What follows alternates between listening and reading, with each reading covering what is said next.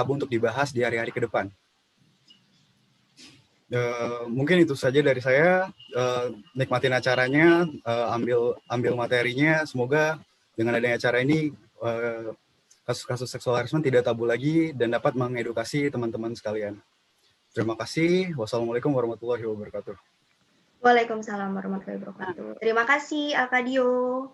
Kemudian saya ucapkan selamat datang kepada Ibu Suharyanti MSM selaku Prodi Ilmu Komunikasi, Ketua Prodi Ilmu Komunikasi Universitas Bakri. Untuk sambutannya saya berikan waktu dan tempatnya. Silahkan Ibu. Ya, oke, terima kasih Dianya. Assalamualaikum warahmatullahi wabarakatuh. Halo. Waalaikumsalam. Halo Ibu. Siang semuanya. Siang. Siang Ibu Yanti. Siang Ibu. Ya, kita santai aja ya, nggak usah. Iya Ibu Yanti. Ibu. Semoga semua yang hadir hari ini semua dalam keadaan sehat dan tetap semangat ya. Saya pribadi sebagai Kaprodi Ilmu Komunikasi Universitas Bakri sangat bangga bahwa mahasiswa Ilkom Bakri lintas angkatan ini menyelenggarakan webinar berseri ya dengan topik-topik menarik yang erat dengan problematika remaja ya. Itu udah satu poin sendiri buat kalian semua ya, mengangkat topik yang memang sedang hangat dibicarakan dan menjadi isu hangat di kalangan remaja. Nah, webinar volume yang pertama ini mengenai relationship abuse, ini semoga juga menjadi awal dari awal yang baik dari rangkaian webinar berseri selanjutnya ya. Semoga ini akan berlanjut, tentu harapan saya, dan menjadi salah satu event unggulan dari Ilkom Bakri ya.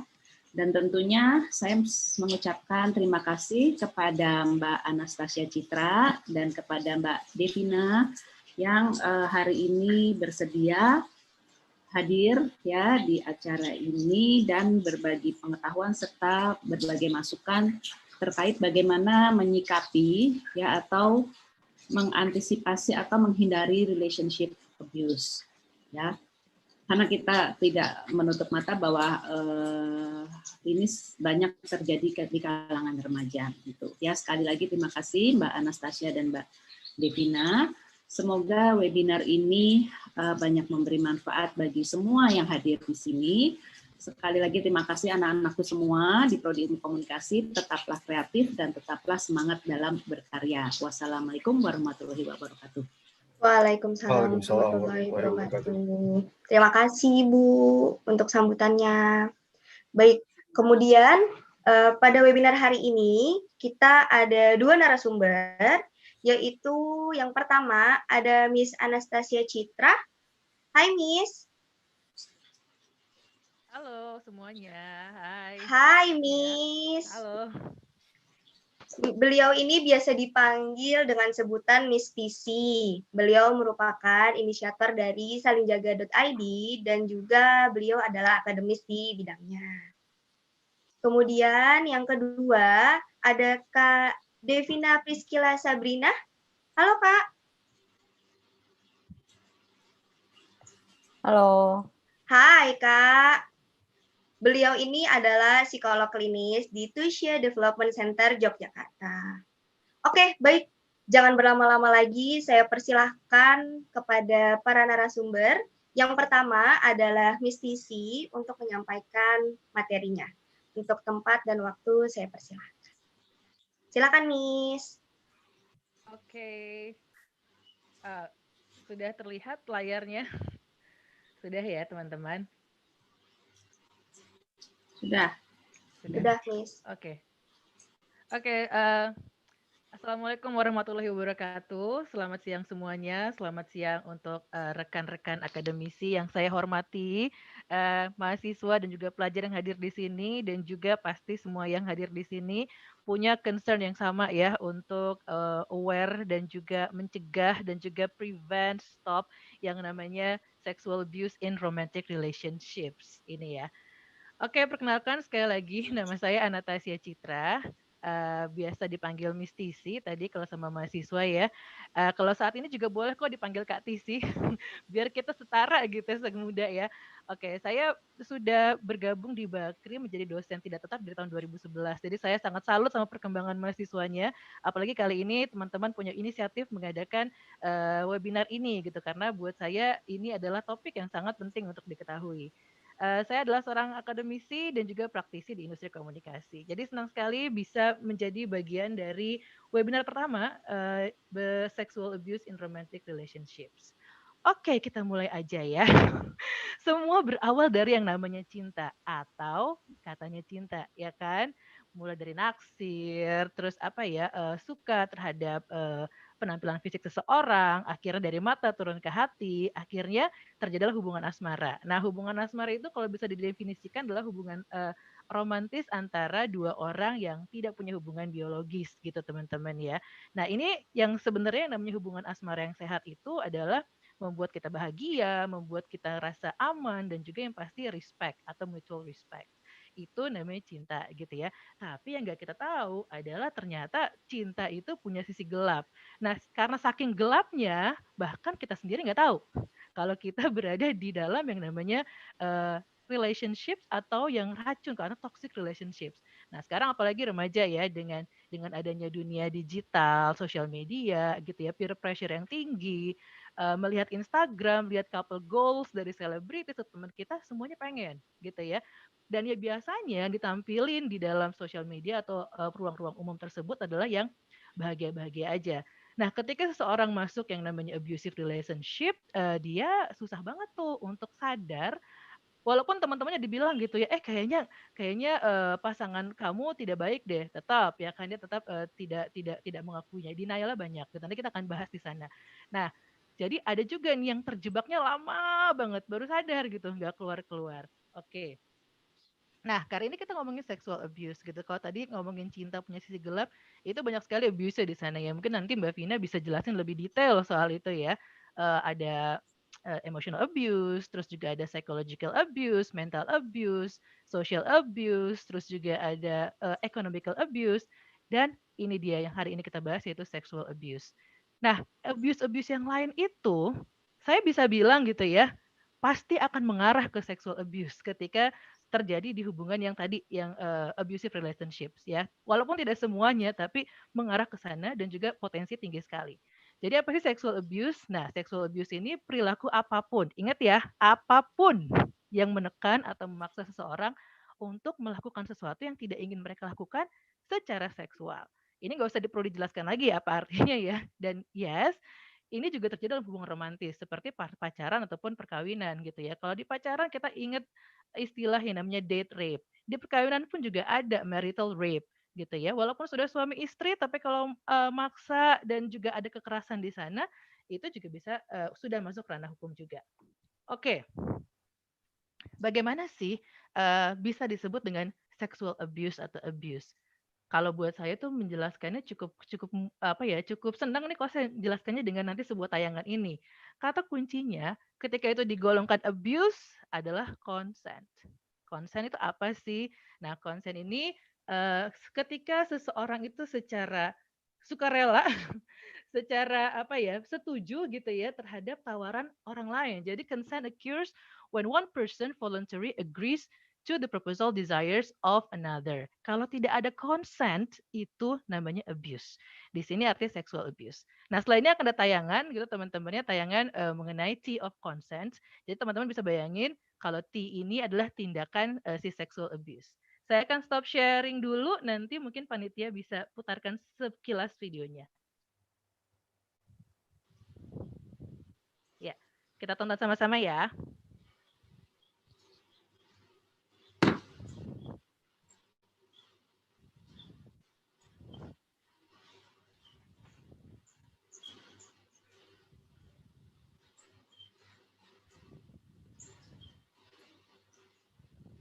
Sudah kelihatan videonya?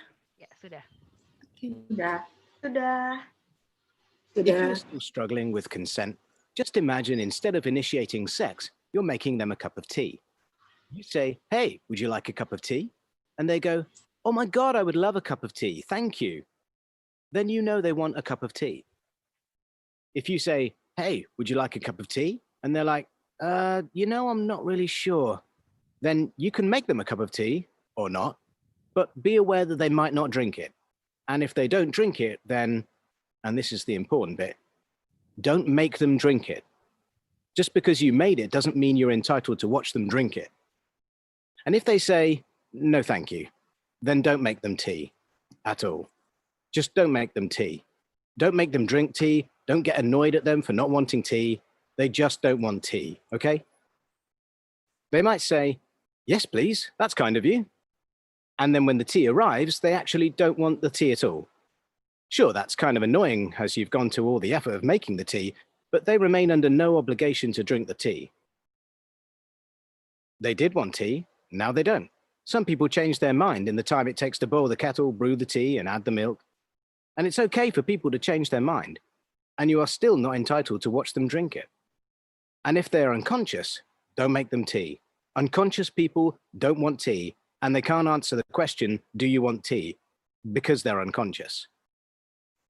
Okay, maybe they were conscious when you asked them if they wanted tea, and they said yes, but in the time it took you to boil the kettle or brew the tea and add the milk, they are now unconscious. You should just put the tea down, make sure the unconscious person is safe, and this is the important part again, don't make them drink the tea. They said yes then, sure, but unconscious people don't want tea. If someone said yes to tea, started drinking it, and then passed out before they'd finished it, don't keep on pouring it down their throat. Take the tea away. Make sure they are safe, because unconscious people don't want tea. Trust me on this. If someone said yes to tea around your house last Saturday, that doesn't mean they want you to make them tea all the time. They don't want you to come around to their place unexpectedly and make them tea and force them to drink it, going, "But you wanted tea last week," or to wake up to find you pouring tea down their throat, going, "But you wanted tea last night." If you can understand how completely ludicrous it is to force people to have tea when they don't want tea, and you are able to understand when people don't want tea, then how hard is it to understand when it comes to sex? Whether it's tea or sex, consent is everything. And on that note, I'm going to make myself a cup of tea. Iya, nanti akan saya jelaskan ya, tadi, penjelasan yang diberikan mengenai consent itu sebagai, apa ya, a cup of tea, teman-teman. Oke, tadi gini, tadi pertama itu kisahnya adalah bagaimana ada orang menawarkan teh. Nah, di sini teh dibayangkan adalah sebuah, tindakan atau activity kekerasan seksual gitu ya, teman-teman ya. Nah, tadi yang pertama ketika ditawarkan gitu ya kegiatan tadi, teh tadi kita ngomongnya teh aja ya, terus yang ditawarkan bilang, "Mau, aku mau tehnya," gitu ya. Berarti artinya apa? Artinya sudah mendapatkan consent, persetujuan secara sukarela tanpa paksaan, tanpa tekanan gitu ya. Itu namanya dia mendapatkan consent. Sama kalau kayak kita mau pergi ke luar kota, kalau kita dulu izin sama orang tua, kan ada surat izin tuh. Itu juga bisa dibilang sebagai consent ya. Nah, kalau ini konsennya seperti itu. Moga-moga di sini ngerti ya pertama. Terus yang kedua, dia bilang, sorry aku share dulu. Oke, yang kedua terus dia bilang, pas ditawarkan tehnya gitu ya, gimana ya, aku nggak yakin. Nah, kalau itu stop, berarti dia nggak mau tehnya, nggak usah ditawar-tawarin atau dipaksa gitu ya. Terus yang ketiga dia bilang, "Nggak, makasih, aku nggak mau tehnya." Artinya nggak, artinya enggak. No means no. Iya, dia udah nolak kok, aku nggak mau tehnya. Terus tiba-tiba mungkin awal-awalnya dia kayaknya sih pengen teh ya, kayaknya dia aus pengen teh gitu. Terus pas tehnya datang gitu ya, terus tiba-tiba, dia tidak mau gitu ya kan ya, nggak jadi deh, kayaknya hari ini aku lagi nggak mau teh gitu ya kan. Mirip-mirip nih sama I change my mind about the tea. Mungkin dia datang ke rumah temennya gitu, pengen minum teh segala macam, ya udah tahu gitu kalau hari ini akan disuguhkan teh, tiba-tiba sampai sana, aku berubah pikiran. Ya artinya kamu nggak boleh maksa, gitu. Berarti kamu nggak dapat konsen. Apalagi datang ke rumahnya tiba-tiba kalian pingsan gitu ya. Terus pingsan disuruh minum tehnya. Wah, itu mah ranahnya udah sangat luas sekali. Kalau misalnya kalau kita ngomongin soal hukum itu kuat sekali hukumnya gitu. Orang dia nggak sadar kok dipaksa gitu ya kan. Nah, gimana kayak kemarin kamu mau minum tehnya minggu lalu juga gitu kan. Ini artinya bukan berarti dia mau lagi sekarang. Dia bukan lagi mau tiap hari. Nah itu, nah konsen adalah persetujuan. Kalau ini tidak ada, bisa di hubungan romantis ataupun tadi hubungan pacaran ataupun pernikahan, artinya ini adalah sexual abuse. Sampai sini masih ngerti ya? Pastilah ya. Oke. Nah, kalau untuk ngomongin perilaku-perilaku yang tergolong sexual abuse itu, saya yakin nanti Mbak Vina tuh pasti lebih dalam nih ya. Karena banyak banget. Aku mendatanya itu sangat panjang gitu teman-teman ya. Yang gampang gini deh. Sexual abuse itu kalau selama ini kalian pikir adalah wah itu dipegang gitu ya. Tapi enggak, tidak sentuhan pun itu juga sexual abuse. Jadi ada dua nih teman-teman. Dengan sentuhan atau bukan sentuhan. Ya, dengan sentuhan meraba dan juga menyentuh bagian tubuh. Bagian tubuhnya nggak harus yang organ intim, bahu, rambut, tangan. Kalau nggak ada konsennya, udah sexual abuse. Kalau orang nggak nyaman, udah sexual abuse. Terus ada juga mengenai percobaan pemerkosaan. Ya, misalnya aja didorong lah, terus dicoba lah, diapalah gitu. Ada percobaan pemerkosaan, walaupun belum terjadi penetrasi gitu, belum terjadi hubungan seksual di antara mereka. Apalagi pemerkosaan gitu, sudah tadi penetrasi di sana dan juga penganiayaan. Nah, itu sexual abuse. Tapi kalau bukan sentuhan juga tergolong sexual abuse, teman-teman. Misalnya nih, memotret bagian tubuh orang lain ya ataupun pacarnya gitu ya. Terus tiba-tiba atau minta DM, foto dong.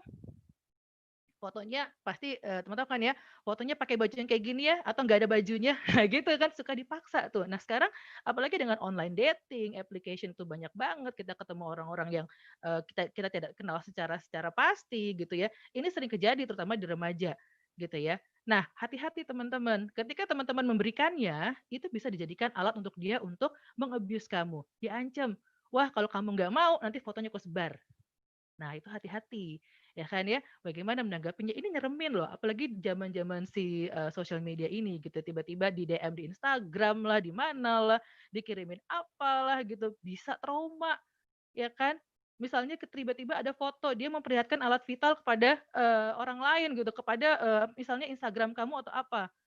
Nah, ada juga yang lelucon cabul gitu ya, kan sering tuh, kan gue cuma bercanda. Hey, kalau menyangkut hal-hal yang hubungannya sama sexual activity itu bukan nggak lucu. Misalnya komentarin bagian tubuh, wah gila tuh cowok, gila tuh cewek, bla bla bla, gitu ya kan? Dikomentarin bagian tubuhnya, yang ujung-ujungnya ke sexual thingsnya. Terus pemaksaan agar korban mau melakukan hubungan seksual. Ini bisa juga loh bukan sentuhan. Misalnya apa? Di texting, di WhatsApp, terus di telepon dan segala macam gitu ya. Nah, kalau sekarang nih mudah-mudahan enggak ya, kalau ataupun teman kamu gitu ya, sedang berada di abusive relationships. Walaupun tidak abusive relationship tidak semuanya sexual abuse, tapi mengarah ke sana. Most probably kalau saya bilang. Nah, biasanya gini, aku tanya nih sama teman-teman, biasanya yang abusive relationship gimana sih? Oh, satu, dia controlling behavior kita. Yang gampang deh, mengatur cara pakaian gitu. Oh, kamu nggak bagus pakai baju ini gitu kan ya. Kok kamu pakai baju yang terbuka kayak gitu? Bla bla bla gitu kan ya. Nah, seperti itu. Terus dia juga humiliates kamu, mempermalukan kamu biasa di depan teman-temannya gitu ya kan. Kamu datang gitu ya, tiba-tiba dia lagi ngumpul sama teman-temannya, dia perlukan kamu, lihat ini pasangan aku gitu kan ya. Misalnya perlukan kamu, wah dia udah nggak seksi lagi, lihat aja tuh bentuk badannya berubah di bagian ini, bagian itu. Nah itu artinya misalnya teman-teman kamu. Terus ada juga yang kita dibikin bersalah atau guilt trips. Kalau misalnya kita menolak atau kita nggak kasih konsen, ya kalau kamu cinta aku sih seharusnya kamu kasih dong tehnya. Atau mungkin ngomong kayak gini, kan aku udah bantu kamu dapat kerjaan ini, aku udah bantu kamu dapat nilai A yang bagus. Kan kamu kemarin aku gini. Nah, itu kamu jadi ngerasa bersalah. Terus ada lagi gitu ya, misalnya aja dia membuat gara-gara kamu sih nih, misal dia gagal gitu ya, misalnya dia stres gitu. Aku tuh stres soalnya kamu nggak ngasih tes sih, ini gara-gara kamu nih gitu ya kan. Masih ngerti ya analogi teh ya? Nah ini juga bisa kejadian nih. This is true story gitu teman-teman. Banyak sekali gitu kan ya. Nanti mungkin Mbak Vinda bisa mengklarifikasi. Ultimatum ya. Kalau kamu tinggalin aku, kalau kamu nggak kasih tehnya, aku akan bunuh diri. Bingung kan? Ya kan? Aku nggak akan inilah kamu, aku akan menyakiti keluarga kamu, aku akan menyakiti kucing kamu. Nah, ultimatum seperti ini. Nah, tadi apalagi kalau dia punya foto yang minta dikirimin, aku akan posting, sebarin foto itu. Gitu, teman-teman. Terus ada juga kekerasan secara fisik, tamparan, pukulan, cekek gitu ya, serem ya.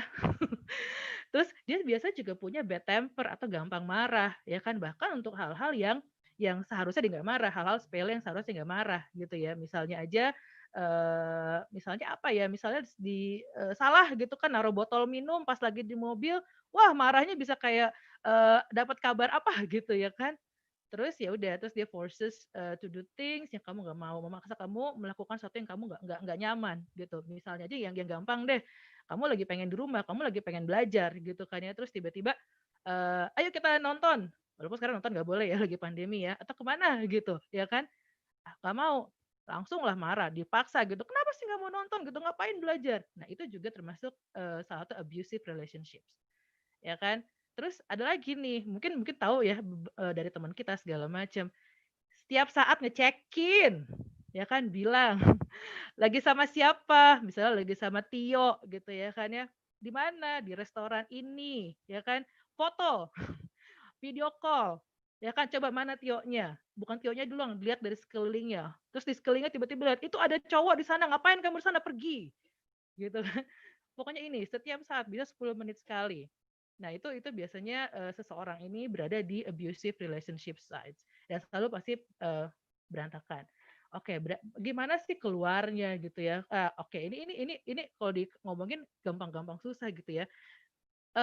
Ingat kalau yang namanya menyangkut sexual abuse, kamu jangan pernah nyalahin diri kamu sendiri. Ya kan ya? Karena sexual abuse is never a victim's fault. Ya kan? Jadi kalau terus kamu berhak dihormati, merasa aman dan bahagia gitu teman-teman. Kalau sekarang teman-teman juga masih nyalahin temannya gitu, kamu sih pakai bajunya itu, kan udah ada bilang, makanya gini-gini, enggak, dengerin aja. Ya, terus bikin keputusan untuk keluar segera. Karena pasangan kamu pasti akan apa ya? Pasti akan janji-janji terus. Ketika ada satu kesalahan, aku akan berubah. Maaf berkali-kali. Terus dia akan konseling, dia bilang gitu kan ya, terus dia akan tidak berdaya tanpa kamu. Pokoknya jangan keluar, jangan putusin aku, cie, gitu ya kan ya. Banyaklah janji-janji dan ini kejadian, tapi bisa dibilang nggak ada jaminan, teman-teman. Nah, terus kalau ngomongin soal sexual abuse in romantic relationships, kekerasan seksual di hubungan romantis, itu biasanya terjadi di ranah privat gitu ya, bukan ke ruang publik. Tapi di ruang publik juga udah makin banyak teman-teman yang berani terang-terangan melakukan sexual abuse kepada pasangannya. Jadi kalau misalnya kejadian nih di rumah ataupun di mana ada di tempat umum, pahami tanda-tandanya. Nah, tanda tadi itu ya. Terus tahu daerah aman di lokasi kamu. Kalau ini terjadi berarti aku tahu nih ada pos satpam di sana. Kalau ini kejadian berarti aku harus perginya kemana. Nah, ini harus di alert gitu. Nah, terus bikin code word kalau kamu dalam situasi bahaya, teman-teman. Ya, misalnya kode yang mungkin sekarang bisa dibiasain ya, kasih tahu ke sahabat kamu gitu ya. Kalau kamu dalam situasi bahaya, kamu bisa tuh pura-pura nelfon kamu, gue mau pesen pizza dong. Teman kamu yang tahu itu adalah kode word dalam bahaya, itu artinya dia tahu kamu dalam kesusahan. Nah, dalam masa pandemi ini juga kejadian kan teman-teman, kalau kita ngomongin kekerasan seksual, domestic violence yang dilakukan oleh pasangan, itu meningkat angkanya. Terjadi ya di banyak kayak karena terjebak di rumah aja ya kan dengan pasangan yang toksik. Bayangin gak sih kalau dulu kemarin-kemarin misalnya oh dia kerja, oh dia apa namanya kalau untuk pasangan menikah atau apa ya. Tapi sekarang terjebak bersama-sama. Nah, di Perancis ada kata-kata safe word gitu kan yang ya jadi dia bisa alasan untuk pergi ke toko farmasi. Di toko farmasi dia akan ngomong safe word itu, terus toko farmasinya akan telepon kepolisian. Nah, kayak gitu. Nah, terus bikin atau ingat emergency kontak ya. Walaupun kayaknya serem ya, katisi, mistisi, hey ini bisa terjadi sama siapa aja. Nah, terus saya juga suka ngingetin protect your privacy karena biasanya pasangan-pasangan yang apa ya di abusive relationship itu biasanya kepo ya. Dia pengen tahu lah kontak kamu, pengen tahu username, password biar apa? Biar bisa ngecekin. Entah apalah alasannya biar bisa ngecekin gitu ya kan. Jadi ini hati-hati, settingnya security HP kamu, username and password. Kalau misalnya udah putus gitu dirubah, karena bisa aja digunakan dia. Terus waspada, ya karena mungkin ada device perekam yang bisa merugikan kamu. Misalnya tadi kalau dia tadi maksa, terus maksa kamu minum teh, kamu nggak mau, terus kamu melakukan, terus ada buktinya segala macam. Nah ini hati-hati. To speak up, no means no. Dan terus reach out, ini ada bisa legal help, counseling, support group, move on, dan juga support system. Nah, ngomong-ngomong soal apa namanya support system teman-teman di sekeliling kita gitu ya. Kemarin saya baru cukup tertampar. Bukan tertampar literally ya, tapi tertampar dalam hati, oke ternyata saya juga bukan teman yang baik gitu ya. Jadi untuk apa namanya, untuk keperluan webinar ini, saya tanya tuh sama apa grup-grup pertemanan saya di WhatsApp gitu ya, grup pertemanan saya di WhatsApp. Besok aku mau ngomong nih di depan anak-anak di webinarnya Universitas Bakri gitu. Soal apa gitu kan ya, soal sexual abuse in relationships gitu. Ada insight nggak sih? Apa sih tanda-tandanya kalau ketika teman-teman kita tuh berada dalam kondisi tersebut? Akhirnya saya dijapri sama beberapa orang. Banyak yang ngejapri teman-teman. Dan saya nggak tahu, saya temenan bertahun-tahun sama mereka, saya nggak tahu itu kejadian sama mereka. Gila ya. Nah, itu salah satu yang harus kita sama-sama introspeksi gitu. Ternyata dari teman dekat kita pun kita juga kadang-kadang kita nggak aware gitu. Teman saya yang terlihat baik-baik aja gitu ya, yang selalu ketemu dengan hahaha segala macam, tiba-tiba dia japri saya, dia kasih tahu, "Tisi, aku pernah bla bla bla bla bla," gitu. Nah, saya rekap nih. Ini bukan berdasarkan apa ya, bukan berdasarkan dari apa namanya Google atau apa. Ini berdasarkan saya rekap dari isi WhatsApp teman-teman saya yang ngebales ke saya. Begitu juga dengan beberapa saya tanyain juga sama beberapa anak muda gitu ya. Sama tim dari Saling Jaga, sama teman-teman mahasiswa gitu. Gimana sih kita ngenalin teman kita kalau dia lagi mengalami sexual abuse dalam hubungan asmara, sexual abuse in romantic relationship sama pacarnya. Ini jawaban mereka. Biasa narik diri. Yang tadinya aktif, yang tadinya hahaha sama kita, hilang. Ya kan? Tiba-tiba nggak beredar lagi. Jadi susah dihubungin gitu ya. Susah dihubungin, padahal centang biru tapi nggak dibales. Terus jadi sensitif. Kalaupun berhasil gitu kumpul sama kita, mungkin ngerjain tugas kuliah, tugas sekolah, tiba-tiba jadi sensitif gitu kan. Sensitif, gampang nangis, gampang marah, segala macam. Terus pergaulannya dibatasi. Misalnya sering kali teman-teman dengerin gitu kan ya, bilang, yuk kita ke makan di sini yuk. Terus dia bilang, nanti ya aku tanya dulu sama ini, sama pasangannya. Setiap nanya gitu, kayak bikin proposal. Mau pergi sama temen aja proposal harus 1 bulan sebelumnya. Nah itu tuh biasa tuh kejadian gitu ya kan. Terus hilang dari peredaran, ya kan. Terus dia ada juga perubahan perilaku. Nah itu mungkin dari segi klinisnya itu nanti sama Mbak Vina tuh seru banget tuh pastinya ya. Nah, terus biasanya tuh dia selalu lihat handphone, terus entah kenapa selalu lihat handphone kayak ketakutan gitu kalau telepon berdering atau bunyi teks gitu ya. Aku suka nanya gitu, "Kenapa sih?" gitu. Dulu zaman aku kuliah gitu ya. Dulu kan zaman kuliah kan tidak seperti sekarang ya, sosial media nggak ada dulu ya kan. Jadi dulu masih ada bunyi telepon. Jadi bunyi telepon itu adalah sesuatu yang yang sangat sering. Kalau sekarang jarang kali ya. Handphone, langsung kayak kaget gitu. "Oh ya tunggu nih nelfon," gitu. Padahal aku bilang kan ya ampun kita kan lagi di kelas, santai kali, nanti kan kalau kelar kelas bisa terima teleponnya. Tapi teman saya satu ini ketakutan banget teman-teman. Terus sosial medianya yang tadinya aktif jadi tidak aktif. Terus kalau kita kepo gitu ya, kalau kita nanya-nanya, "Lo kenapa sih?" gitu ya kan. Tiba-tiba kita di-blok. Yang ngeblok bukan tentu dia, yang ngeblok siapa tahu pasangannya gitu kan ya karena saking ininya. Terus biasanya selalu cerita-cerita yang bagus-bagus tentang pasangannya. Untuk apa? Untuk nutupin ada sesuatu di baliknya. Tadi saya bilang kan susah tuh untuk mengidentifikasinya. Terus terlihat stres, lelah dan sebagainya.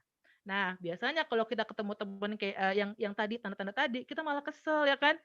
Udah susah dihubungin, handphone nggak jawab, apa tuh namanya unreach ya kan? Segala macam kita malah jadi kesel. Nah, pelan-pelan teman-teman.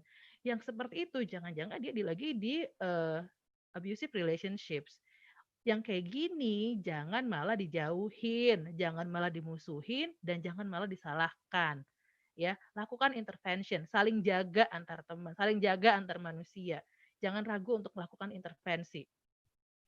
Nah, kalau misalnya kita ngomongin kekerasan seksual di ruang publik, ini sama ya, kita kenal sebagai bystander intervention. Apa namanya ya, saya susah nih ininya ya kan ya. Pokoknya bystander intervensi, kita intervensi dari orang di luar kita gitu ya kan. Ini ada 3D, mungkin teman-teman harus ingat ya, itu direct, distract, delegate. Langsung, mengalihkan, dan delegasikan. Gitu ya, ketika misalnya teman-teman melihat, mendengar, atau tahu, walaupun mungkin bukan teman kalian, tapi kalau ketika terjadi tanda-tanda ini sexual abuse, in relationship behavior ataupun tidak, ingat-ingat nih direct. Direct gimana? Nah ini kelihatan nih, misalnya kamu lihat ya, misalnya di mobil bersama gitu ya. Terus tiba-tiba kamu lihat nih kayaknya si pasangannya kasar ya kan, ataupun mau grepe minta cium nggak dikasih, marah-marah atau enggak melakukan sesuatu. Terus kebetulan kamu ngelihat, diam aja jangan. Kenapa? Kalau kamu diam dia korban, ya kan? Ya itu. Jadi langsung aja tarik teman kamu dari situasi tersebut. Ayo turun, gitu kan? Kalau berani konfrontasi aja.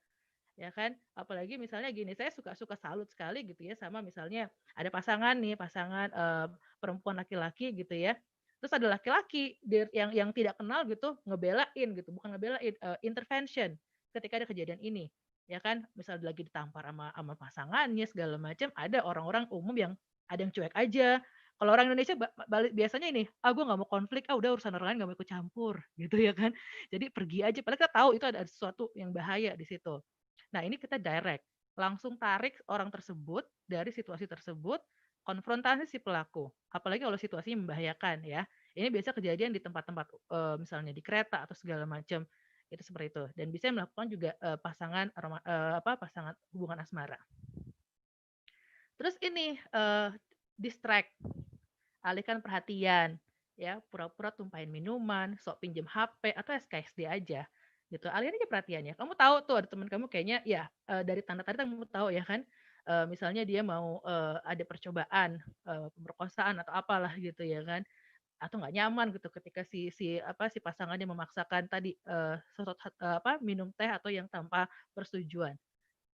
Datengin aja, alin perhatian ya kan, tapi ini nggak direct gitu kan. Terus misalnya ada tumpahin minuman gitu, sorry ya gitu ya kan, basah ya, oh sorry ini aku ganti bajunya, tarik dia si korban tersebut, atau sok pinjam HP ya kan, atau ya sok nol aja, misalnya kamu nggak tahu ini namanya siapa gitu ya, hai Tita gitu, apa kabar he gitu kan, tiba-tiba ngobrol.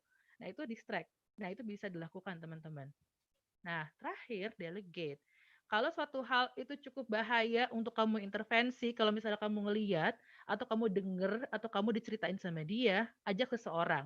Minta bantuan orang sekitar, ya misalnya polisi dan sebagainya. Kalau misalnya di ranah privat ya minta bantuan dari orang-orang yang dia percaya gitu.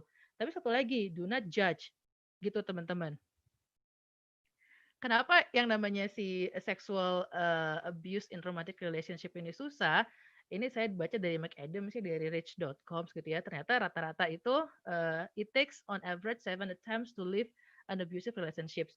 Butuh 7 kali percobaan keluar dari hubungan yang abusive, dari hubungan yang menyiksa. Ya kenapa? Ya karena tadi banyak alasannya gitu ya. Jadi kalau misalnya teman-teman lihat gitu dari diri sendiri ataupun orang-orang yang teman-teman kenal, kok mereka nggak putus-putus ya sama pacarnya ya? Udah jelas diginiin, digituin gitu.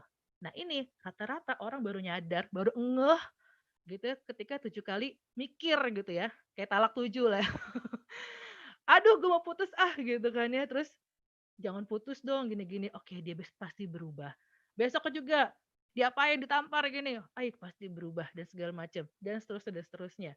Nah ini kalau buat saya gini teman-teman, nanti teman-teman harus mempertimbangkan gitu ya resikonya seperti apa. Ketika teman-teman bertahan di hubungan yang demikian, yang teman-teman dapat apa sih? Pacar, ya kan? Pacar. Oke, ketika teman-teman keluar, yang didapat apa? Mungkin belum ada pacar, tapi kan pasti ada pengganti, ataupun mungkin ya tapi aku kok jadi single dong gitu. Oke, single bukan berarti kesepian, bener nggak?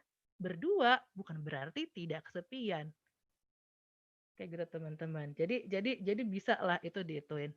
Oke. Nah saya senang sekali makanya di kesempatan kali ini kita sama-sama edukasi, awareness juga, bikin awareness dan juga bikin aksi seperti ini. Karena saya percaya ya dari inisiatif Alkadio dan teman-teman di Universitas Bakri gitu ya, this is going to change life, akan merubah hidup seseorang. Jadi thank you banget. Nanti kita kalau mau bertanya silahkan. Saya akan terbuka sekali dan semoga aja semua teman-teman juga terbuka dan juga open minded ya mengenai hal ini ya. Kalau di saling jaga itu kita punya istilah aku diam, kamu korban, kamu diam, aku korban. Artinya apa? Aku diam aja nih ngelihat kamu diapa-apain, kamu jadi korban. Kalau kamu diam ngeliat aku diapa-apain, aku yang korban. Makanya harus saling jaga. Oke, sekian dulu. Terima kasih. Saya balikin ke panitia. Dan juga Terima kasih Miss Tisi atas informasinya. Jadi sebenarnya kita sebagai teman yang baik harus saling mendukung ya Miss. harus saling infokan kalau memang mereka ada di situasi yang seperti itu ya. Yes, Jadi jangan betul diam aja ya. sekali. Oh, jangan diam aja.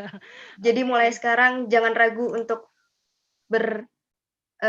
menginformasikan kepada teman-teman kalau kita memang berada di lingkungan yang salah.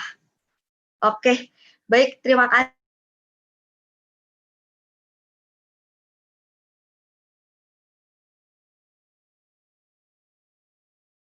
kasih Miss Tisi sudah membagikan informasinya, dan untuk yang memiliki pertanyaan bisa disimpan dulu karena nanti sesi Q&A-nya akan dilakukan setelah Kak Devina atau Kak Vina memberikan materinya. Sebelum kita lanjut kepada materi yang akan disampaikan oleh Kak Vina, aku ada info sedikit nih. Jadi ilmu komunikasi Bakri ini memiliki 3 peminatan, yaitu komunikasi korporat, komunikasi pemasaran, dan juga jurnalistik multimedia. Ilmu komunikasi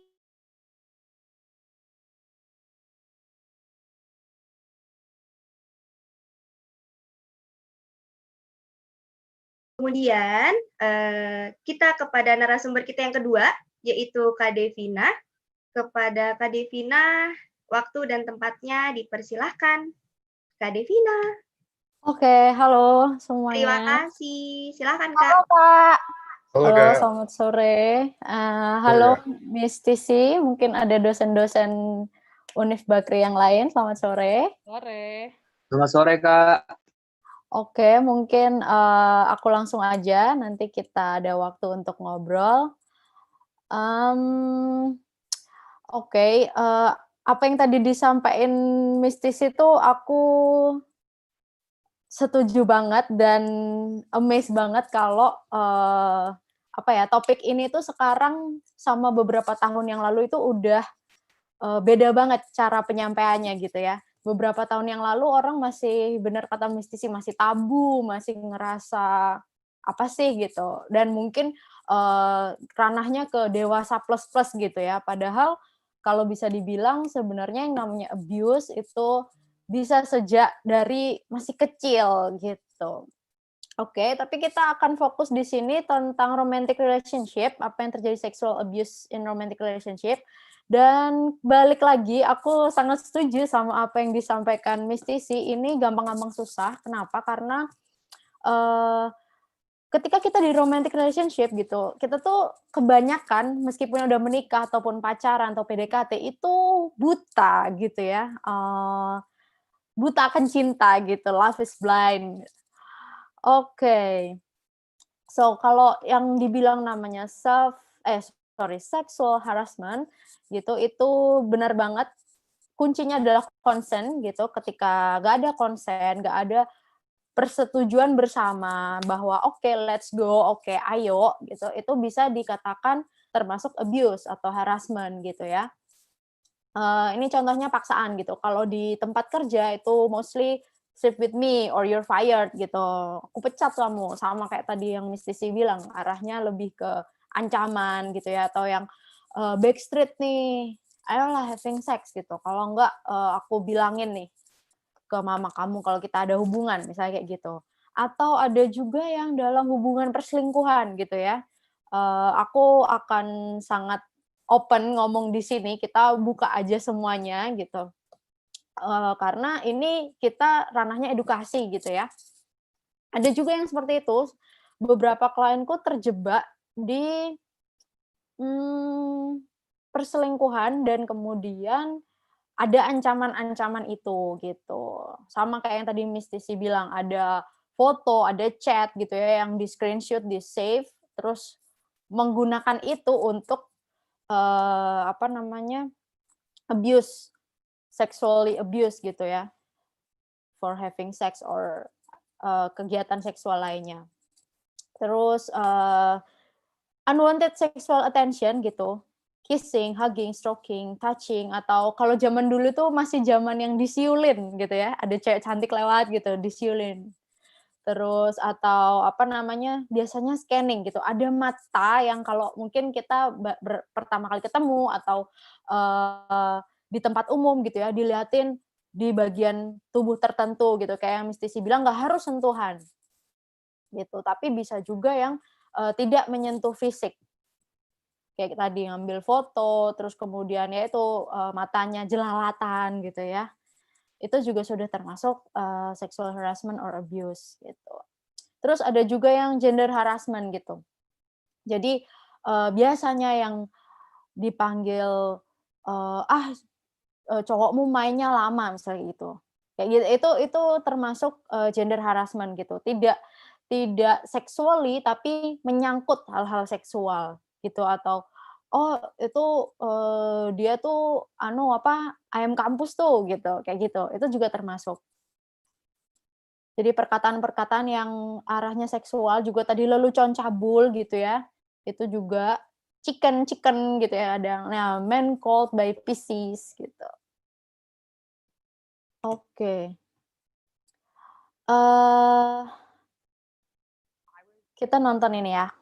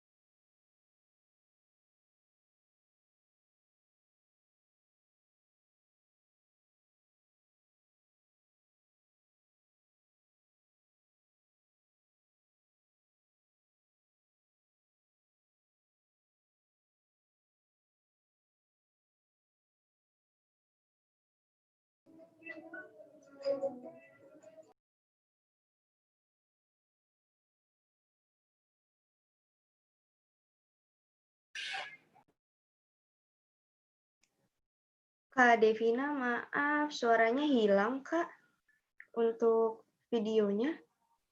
Boleh dibantu share, Kak? Mau aku share videonya, boleh?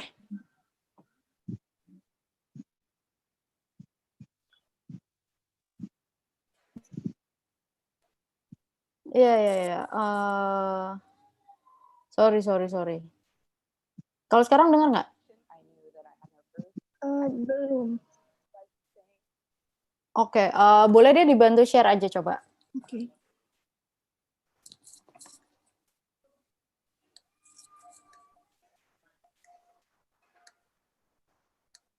I was 22 when I was raped. I was 19. I was 20. I didn't report it for, 1,000 reasons, a million reasons.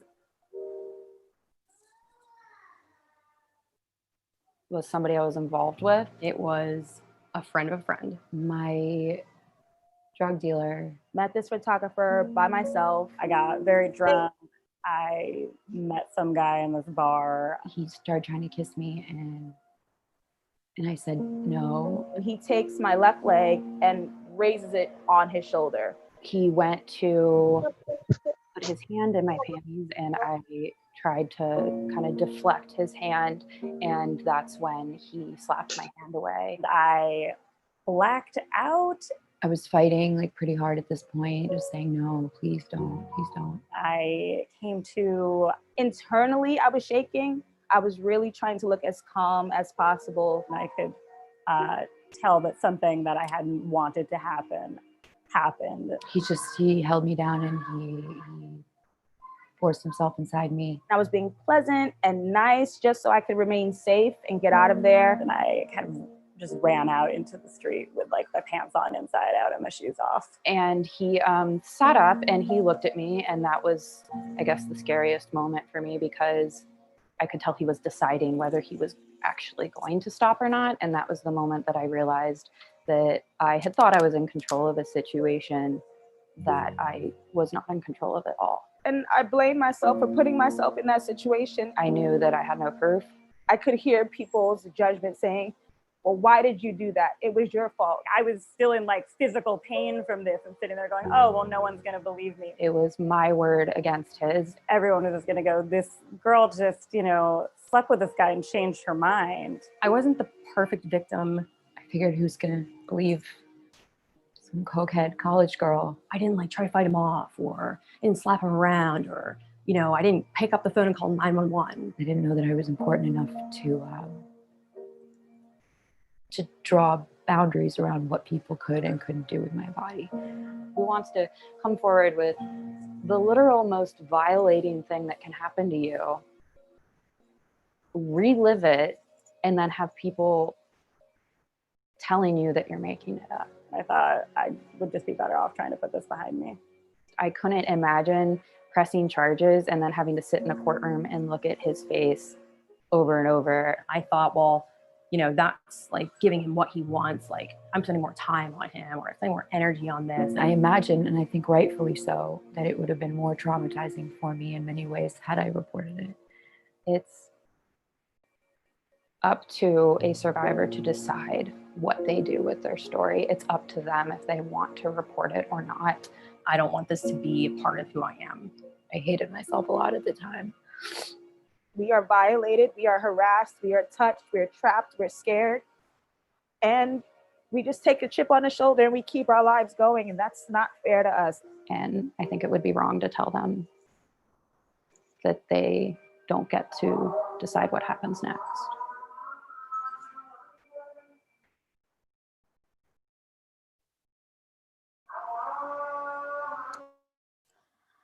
Oke. Jadi itu adalah kenapa atau bagaimana cerita dari para survivor, dan mereka ngerasa nggak penting untuk diceritakan, merasa banyak judgement di luar sana, merasa nggak berharga, merasa orang-orang nggak akan percaya sama aku, apa yang aku sampein.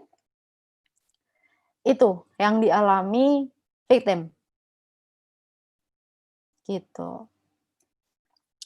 So, dampak sexual abuse, physically, psychologically, and socially, ini mudah marah, merasa selalu tidak aman, gangguan tidur, gangguan makan, gitu ya, mimpi buruk, gelisah, takut, panik, cemas berlebih, rasa malu, ngerasa nggak berharga, shock, frustrasi, menyalahkan atau mengisolasi diri, gitu.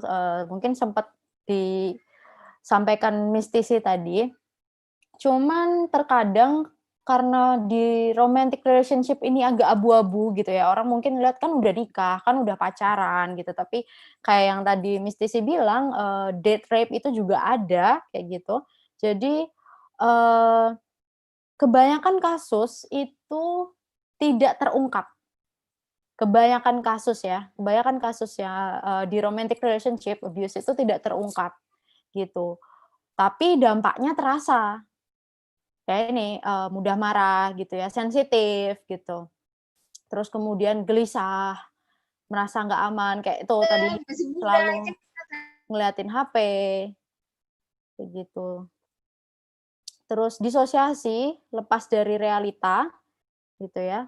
Terus insecure, self esteem rendah, kurang percaya diri gitu. Di kasus-kasus yang berat itu sampai ke PTSD and major depression, terus sampai ke attempt suicide gitu, karena merasa dirinya nggak berharga, merasa atau mengalami abuse berkali-kali sehingga merasa aku nggak worth it kayak gitu. Terus ada juga yang sampai ke hipoaktif sexual desire disorder, jadi apatis terhadap perilaku seksual gitu. Jadi ngerasa nggak nyaman kalau berhubungan seksual atau nggak pengen sama sekali gitu buat yang mungkin udah menikah gitu. Terus ada dyspareunia, nyeri saat berhubungan seksual pada vagina, labia atau klitoris. Itu jadi sakit terus-menerus gitu rasanya ketika berhubungan seksual atau penetrasi gitu ya. Terus vaginismus, itu otot-otot vaginanya meremas atau mengejang saat sesuatu masuki vagina, sakit saat berhubungan seksual, dan itu di beberapa penelitian ternyata berkorelasi dengan kecemasan gitu ya. Seperti yang kita tahu kalau kita cemas tuh ada reaksi fisik gitu. Dan ya sampai ke situ gitu, sampai ke fisik. Terus sosialnya tuh ada trust issue gitu, yang trauma, udah nggak percaya sama cowok gitu, atau nggak percaya sama pernikahan, kayak gitu. Kemudian self isolation kayak tadi yang udah dibahas juga, perubahan perilaku yang ekstrim, biasanya happy, biasanya ceria, biasanya suka nongkrong bareng sama teman, itu sekarang jadi dunia milik berdua gitu ya, kemana-mana sama pacarnya, teman-temannya udah nggak pernah ngumpul bareng lagi, itu bisa jadi tanda-tanda gitu ya, dan juga dampak tentunya. Terus kualitas hubungan romantis menurun, gitu. Jadi, mungkin hubungannya isinya having sex terus gitu, nggak ada quality time-nya, nggak ada, kualitas hubungan yang habiskan waktu bersama, nonton bareng, santai bareng, kayak gitu, belajar bareng, itu nggak ada. Itu dampaknya. Terus tanda-tanda kamu mengalami sexual abuse. Nah, ini tuh sama kayak kita kalau ke dokter ya. Kita ke dokter kalau ditanya, "Mananya yang sakit?" gitu atau "Sehat nggak?" Mungkin kita karena pertanyaannya sangat general, kita akan jawabnya, "Nggak ada," gitu. "Mana yang sakit?" "Nggak ada sih, baik-baik aja," gitu. Oke, ada yang dirasa nggak sehat? Nggak ada. Semua aman? Aman gitu ya. Itu karena pertanyaan general, tapi yuk kita breakdown gitu. Kalau kita breakdown, oke, gimana kualitas tidurnya? Oh, saya ternyata, saya nih akhir-akhir ini tidurnya cuma 3 jam, kayak gitu. Atau gimana kalau di klinis gitu ya, gimana kepalanya? Pusing, Dok. Seberapa pusing? 1 sampai 10, 8. Oh ya, berarti pusing banget gitu kan. Ketika kita membreakdown itu baru kelihatan nih, tanda-tandanya apa, gitu. Jadi kadang kalau kamu tanya sama temenmu, "Gimana sama si B, misalnya sama cowok lo?" gitu. "Nggak apa-apa, baik-baik aja, gitu-gitu aja," gitu.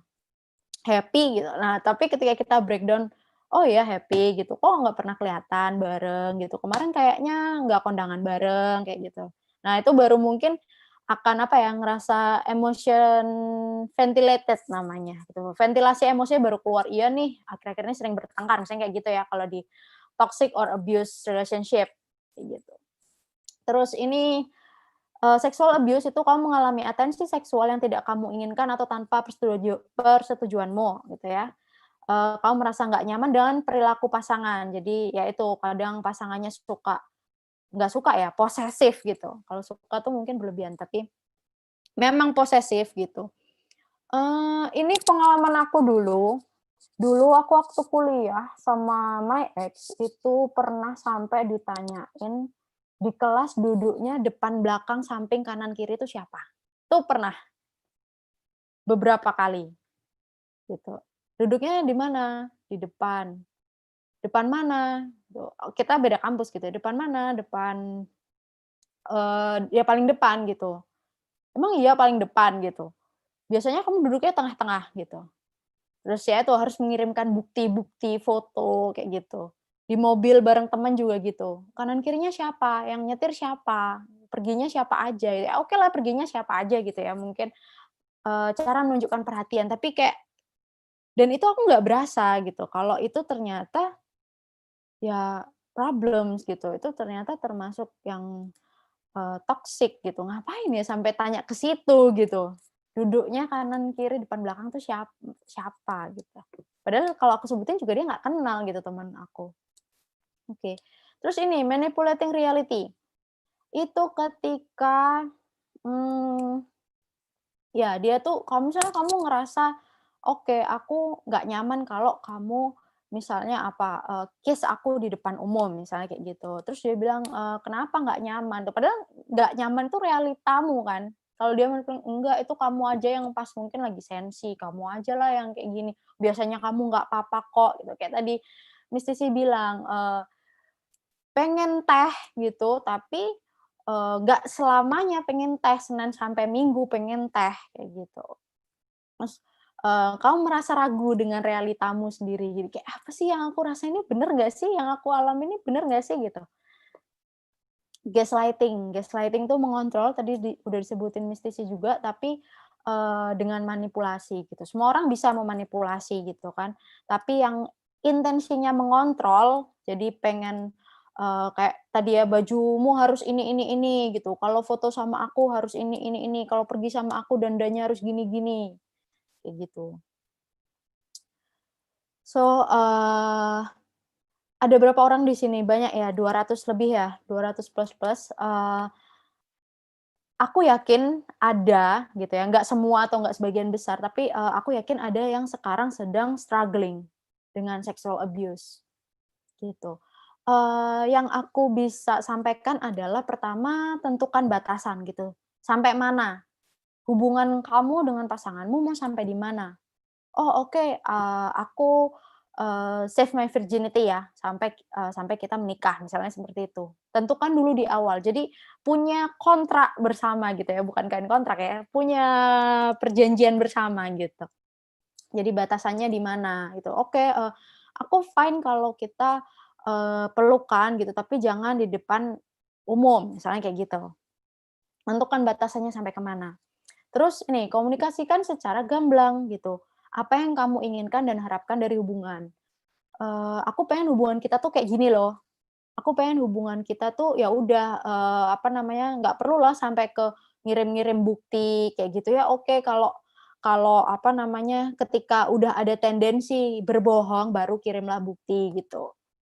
Kalau memang nggak ada, fine-fine aja ya udah oke gitu. Contohnya, nggak selalu harus seperti itu.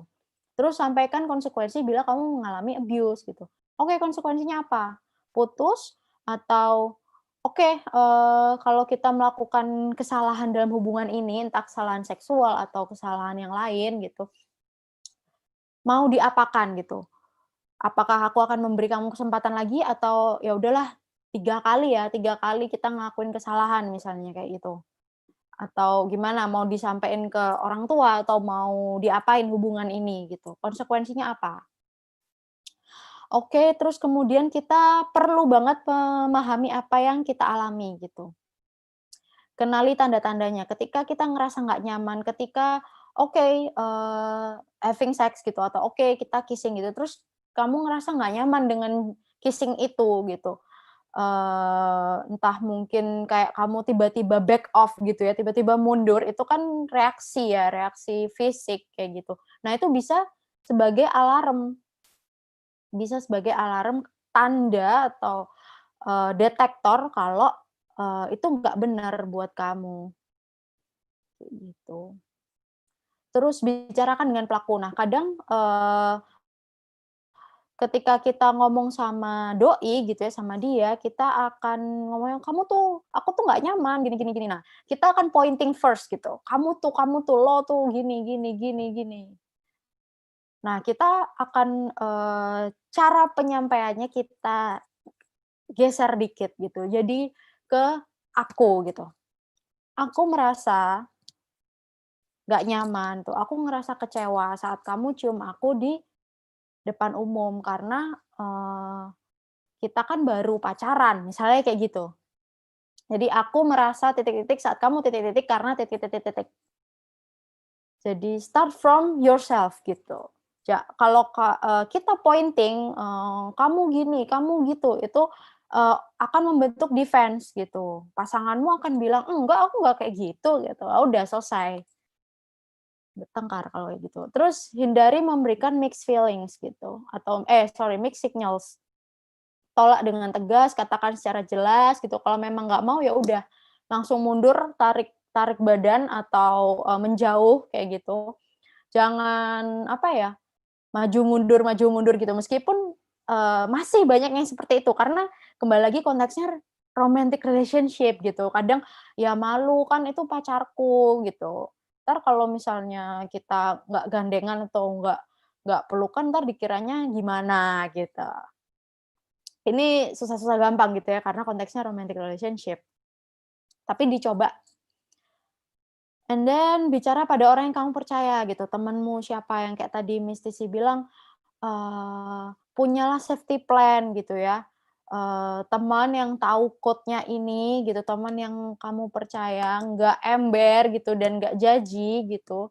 Cari gitu, temukan siapa gitu buat supaya bisa jadi ventilasi emosi kita gitu. Terus ya buatlah keputusan mau dikemanain gitu perilaku itu, mau dilaporin atau mau disampaikan ke siapa atau gimana. Oke. Ini untuk kalian yang punya teman atau punya keluarga atau kita lah masyarakat pada umumnya gitu.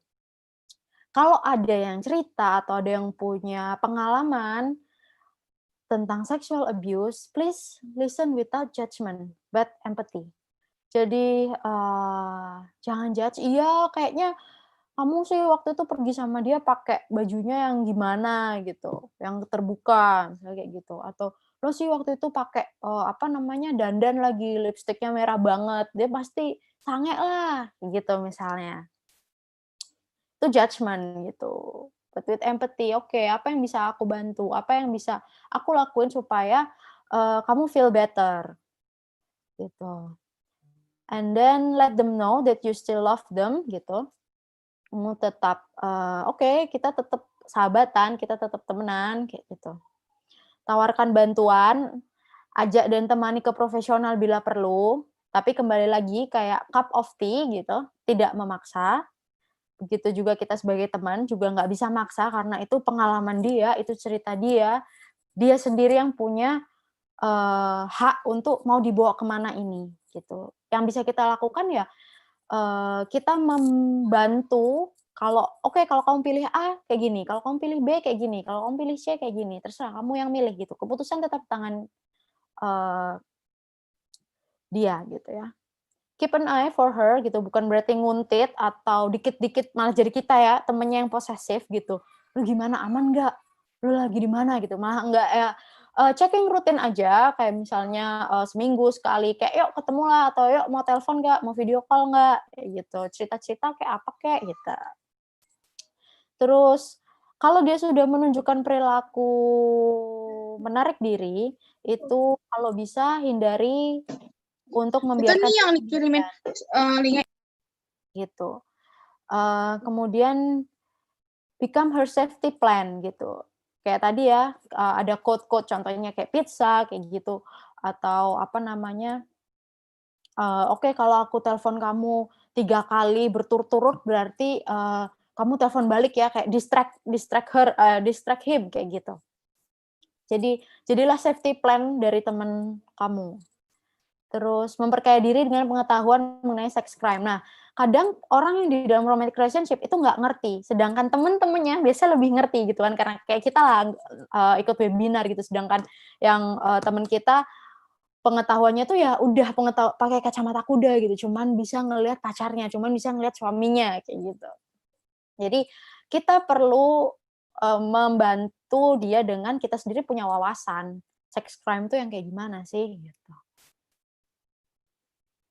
Oke, how to avoid self-blaming gitu. Pahami peristiwanya apa, "Oh, aku dicium," gitu. Pikirannya apa, "Aku nggak mau ciuman ini," gitu. Perasaannya apa, nggak nyaman, takut, gitu. Perilaku kita apa, "Oke, aku diem aja." Respon kita apa gitu, "Aku diem aja, aku pura-pura menikmati," misalnya kayak gitu. Ada juga yang kayak gitu. And then pahami dirimu lebih dalam, apa yang kamu pengen gitu, apa yang kamu harapkan. Kalau, first step-nya bisa SWOT gitu ya, strength, weakness, opportunity, and threat. Terus ketahuilah kalau kamu itu worth it gitu, apapun yang pernah terjadi sama kamu, cerita apapun yang kamu miliki, itu, you're still worth it gitu, and you are always worth it. Kemudian start with simple behavior gitu, buat yang, udah ngerasa nggak pede duluan, nggak nyaman duluan, itu kadang kita nggak bisa ya langsung, "Oke, I'm worth it," gitu. Malah makin toxic positivity jatuhnya. Tapi start with simple behavior gitu, makan on time, minum on time lagi, minum teratur gitu ya, sehari berapa gelas tuh, 8 kalau nggak salah ya. Terus tidur cukup, physical self-care gitu, ada yang, dengan apa namanya, skincare-an itu, salah satu bentuk self-care dan salah satu bentuk coping positif, it's okay gitu, simple behavior. Terus emotional self-care bisa, bikin diary, bisa voice notes bahkan, atau bikin story, terus abis itu di apa namanya, close friend, kayak gitu, do something fun. Terus usahakan tidak menghabiskan waktu berlebihan untuk sendirian. Jadi kalau udah seharian di kamar kosan mulu, oke lah coba keluar gitu, ke warung kayak beli makan kayak atau ngapain. Ini untuk supaya self blaming mungkin benar tadi yang dibilang Mistisi, bukan kita yang salah, bukan victim yang salah, tapi bagaimanapun itu pelaku yang salah. Tapi kok kita harus ikut dimaafin sih, kan aku nggak salah gitu. Tapi ya kita harus memaafkan diri kita sendiri karena kita membiarkan si pelaku itu berdampak negatif ke diri kita gitu. Jadi kita sebaiknya memaafkan diri kita sendiri gitu. Bukan karena kita salah, tapi karena kita deserve peace. Gitu. Oke, for trauma recovery, open up gitu. Find yourself a non-judgmental support gitu. Kalau kamu cerita ke temen baru cerita 10% dia udah, ya makanya lo gini dong, lo gitu dong, malah mungkin lebih bawel daripada yang cerita gitu. Oke, silakan melipir dan cari support yang lain gitu. Kemudian isi dirimu dengan pengetahuan kayak gini, salah satu contohnya ikut webinar gitu, and then mungkin upgrading skills. Oke, terus cope with feelings of guilt and shame gitu. Akan ada ini, why me gitu. Kenapa kok aku? Kenapa kok aku yang digituin? Kok teman-temanku enggak gitu? Aduh, aku salah ya, kemana aku biarin dia cium aku, kemana aku biarin dia peluk aku kayak gitu. Itu dirasakan dulu, and then baru oke, aku masa laluku seperti itu, aku pernah mengalami itu, and then what gitu. Prepare of flashback and upsetting memories gitu. Ada trigger misalnya kayak, oke, kalau aku main ke rumah dia nanti aku dipaksa untuk having sex kayak gitu. Jadi rumahnya dia atau kosnya dia itu triggering buat aku gitu. Itu harus diantisipasi. Gimana dong? Berarti oke, ketemuannya di mall, oke, ketemuannya di mana gitu. Nggak di rumah dia misalnya. And then ini ya, bodily sensation itu alarm kita gitu. Jadi ketika kita ngerasa nggak nyaman sama dia, takut, tangannya deg-degan, kayak gitu, terus tiba-tiba kayak migrain kalau loh mau pacaran tuh harusnya having fun gitu ya. Kamu mau pacaran migrain. Oke, berarti itu something wrong with your relationship. Oke, and then ini immediate steps to self-soothe gitu ya, relaksasi. Relaksasi itu nggak harus yang berjam-jam kayak di YouTube gitu, no, simply tarik nafas and then hembuskan. Ada klien aku itu yang kalau dia ketemu cowok gitu ya, dia punya takut sama cowok gitu, dia cuman tarik nafas and then merem and then gitu, terus udah, and then dia bisa ketemu sama cowok. Itu immediate step to self-soothe gitu, grounding gitu. Kita bisa bahas di berikutnya ya, grounding seperti apa. And then pahami bahwa itu flashback gitu, bukan realita saat ini. Itu realita dulu. Itu memory gitu, tapi bukan realita saat ini. Oke, reconnect to your body and feelings. Ini ya, kamu bisa olahraga gitu, bisa pijat, spa gitu. Karena ketika badan kita disentuh, sensori kita bermain gitu ya, itu kita menghubungkan kembali antara badan kita gitu, fisik kita dengan perasaan kita. Oh oke, dipijat rasanya nyaman kayak gitu. Mindful meditation, oke, sesimpel menggerakkan jari kita gitu. Itu termasuk mindful meditation, dan kita tahu oke, jariku yang bergerak ini gitu. Oke, kakiku berfungsi dengan baik kayak gitu. Itu mindful. Body awareness. And stay connected, call some friends gitu. Social activities yang kayak webinar kayak gini, mungkin kelihatannya cuma satu arah gitu, tapi kan ada social activities-nya di situ, support group, and then mungkin hubungin teman lama gitu ya. Terus ini safety plan, apa yang bisa kamu lakukan saat itu gitu. Kayak tadi mungkin ambil HP langsung chat teman gitu, the code gitu, atau simply kalau sendirian ya ketika kamu ngerasa ingat lagi sama memori itu namanya trauma ya, itu bukan terjadi saat itu, tapi setelahnya gitu, kamu bisa relaksasi atau grounding atau sesimpel tarik nafas kayak gitu. Terus siapa yang bisa kamu hubungin? Oke, mungkin orang banyak klien aku tuh yang bilang, "Oke, aku kumat lagi nih, Dok," gitu.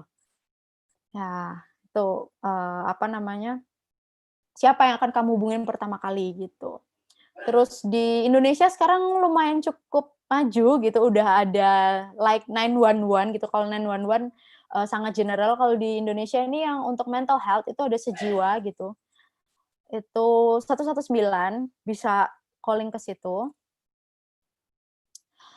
And yes, becoming a victim is not a choice gitu, bukan pilihan kita, tapi becoming a survivor is. Oke, thank you so much gitu. Mungkin agak berat ya karena topiknya sangat psikologis, tapi semoga membantu buat kita semua. Semoga bermanfaat. Waktu dan tempat saya kembalikan ke panitia. Thank you. Terima kasih Kak Devina. Wah, banyak banget ya ternyata ilmu dan informasi yang sebenarnya kita banyak belum paham. Akhirnya dari Kak Devina, seorang psikolog klinis, akhirnya kita tahu apa yang harus kita lakukan. Sama kayak tadi sesuai kata Miss Tisi juga. Oke, terima kasih Kak Devina, Miss Tisi untuk waktunya menjelaskan materi yang disampaikan. Baik, setelah kita mendengar materi yang dibawakan oleh kedua narasumber kita, sekarang saya buka sesi Q&A-nya. Untuk partisipan yang ingin bertanya, dipersilakan menyalakan kamera dan audionya. Sebelumnya raise hand dulu. Tapi berhubung waktunya, kita melihat waktu, para panitia sudah memilih beberapa pertanyaan yang akan ditanyakan untuk Kak Devina dan Miss Tisi. Oke, yang pertama ada dari Niputu Diah Widiawangi Dewi, Politeknik Negeri Bali, untuk Kak Devina. Kak, aku mau nanya, jadi aku pengalaman pernah dirangkul sama cowokku di bagian pinggang. Pada saat itu nggak ngerasa kenapa-kenapa, tapi kalau keinget itu rasanya nggak nyaman dan rada risih. Nah, gimana ya caranya kita menghilangkan rasa nggak nyaman dan ragu itu? Terima kasih. Oke, wah ternyata langsung ada ya, langsung speak up, keren banget. Thank you for speaking up ya. Iya, supaya kita itu ingatannya bisa dibilang berarti itu traumatis ya, meskipun nggak sampai ke gangguan gitu. Kalau dari aku, kalau memungkinkan gitu, sampaikan ke orangnya gitu. Kayak tadi, aku ngerasa ini, oke meskipun itu isu udah lama gitu, berapa tahun yang lalu, atau kapan gitu. Waktu itu aku ngerasa ini, dan ternyata mungkin waktu itu aku ngerasanya baik-baik aja ya gitu. Ya kayak curhat sama teman gitu. Bukan pointing on him gitu, bukan kamu tuh dulu gini-gini jadinya aku sekarang gini deh. Jadinya aku sekarang kalau kamu sentuh jadi gimana gitu. Itu lebih ke arah menyalahkan gitu. Tapi cari solusinya gitu. Oke, dulu aku ngerasain ini gitu karena kamu gini gitu dan aku sampai sekarang merasakan ini gitu. Jadi kira-kira kita bisa gimana ya supaya aku nggak ngerasa kayak gini lagi gitu. Kalau ternyata nggak bisa, pacar aku kayak gini, pacar aku jatuhnya marah, udah pernah aku coba kayak gitu. Oke, berarti sepertinya kamu perlu open up sama support system. Bukan cuman si pelaku, tapi juga ke siapa, mungkin teman atau sampai ke profesional kalau dirasa sangat mengganggu. Kayak gitu sih. Oke, jadi lebih ke diri sendiri ya Kak, yang merasakan maksudnya sebenarnya ini salah nggak sih gitu kali ya Kak ya? Betul, oke. Terima kasih Kak, semoga jawabannya sesuai yang diharapkan ya. Oke, sebelumnya mau nyapa dulu, selamat datang buat Miss Roro, Miss Dian Putri, dan Mbak Hani. Terima kasih sudah join di webinar hari ini. Enjoy this webinar. Oke, selanjutnya ke pertanyaan kedua dari Salsabila Susilo Putri dari UPN VJ. Untuk Miss Tisi, saya tertarik dengan pengimplementasian safe word Perancis yang akan langsung menelpon ke polisi. Tapi menurut Miss Anastasia Citra, akankah hal tersebut dapat dilakukan di Indonesia, di mana masih banyak orang yang menjadi korban takut untuk melapor atau berkata safe word? Dan juga polisi di Indonesia yang sebagian besar masih belum open-minded tentang sexual abuse. dan semacamnya, dan juga terkadang victim blaming. Silakan Miss untuk dijawab. Oke, wow, aku mendapat pertanyaan dalam ranah hukum nih. Tapi aku coba ya. Kebetulan kita di Saling Jaga juga ada dari orang hukumnya. Ini pertanyaan sering banget terjadi gitu ya. Sering ditanyakan. Kalau yang di Perancis itu karena COVID-19 mereka punya safe word mass 19 kalau nggak salah ya. Jadi kalau misalnya dia kena sexual abuse di rumah, dia bisa pergi ke farmasi, dia bilang masker mass 19 terus akan telepon polisi. Soal perlindungan hukum gitu teman-teman. Nah, tadi kalau pertanyaan Salsabila ya.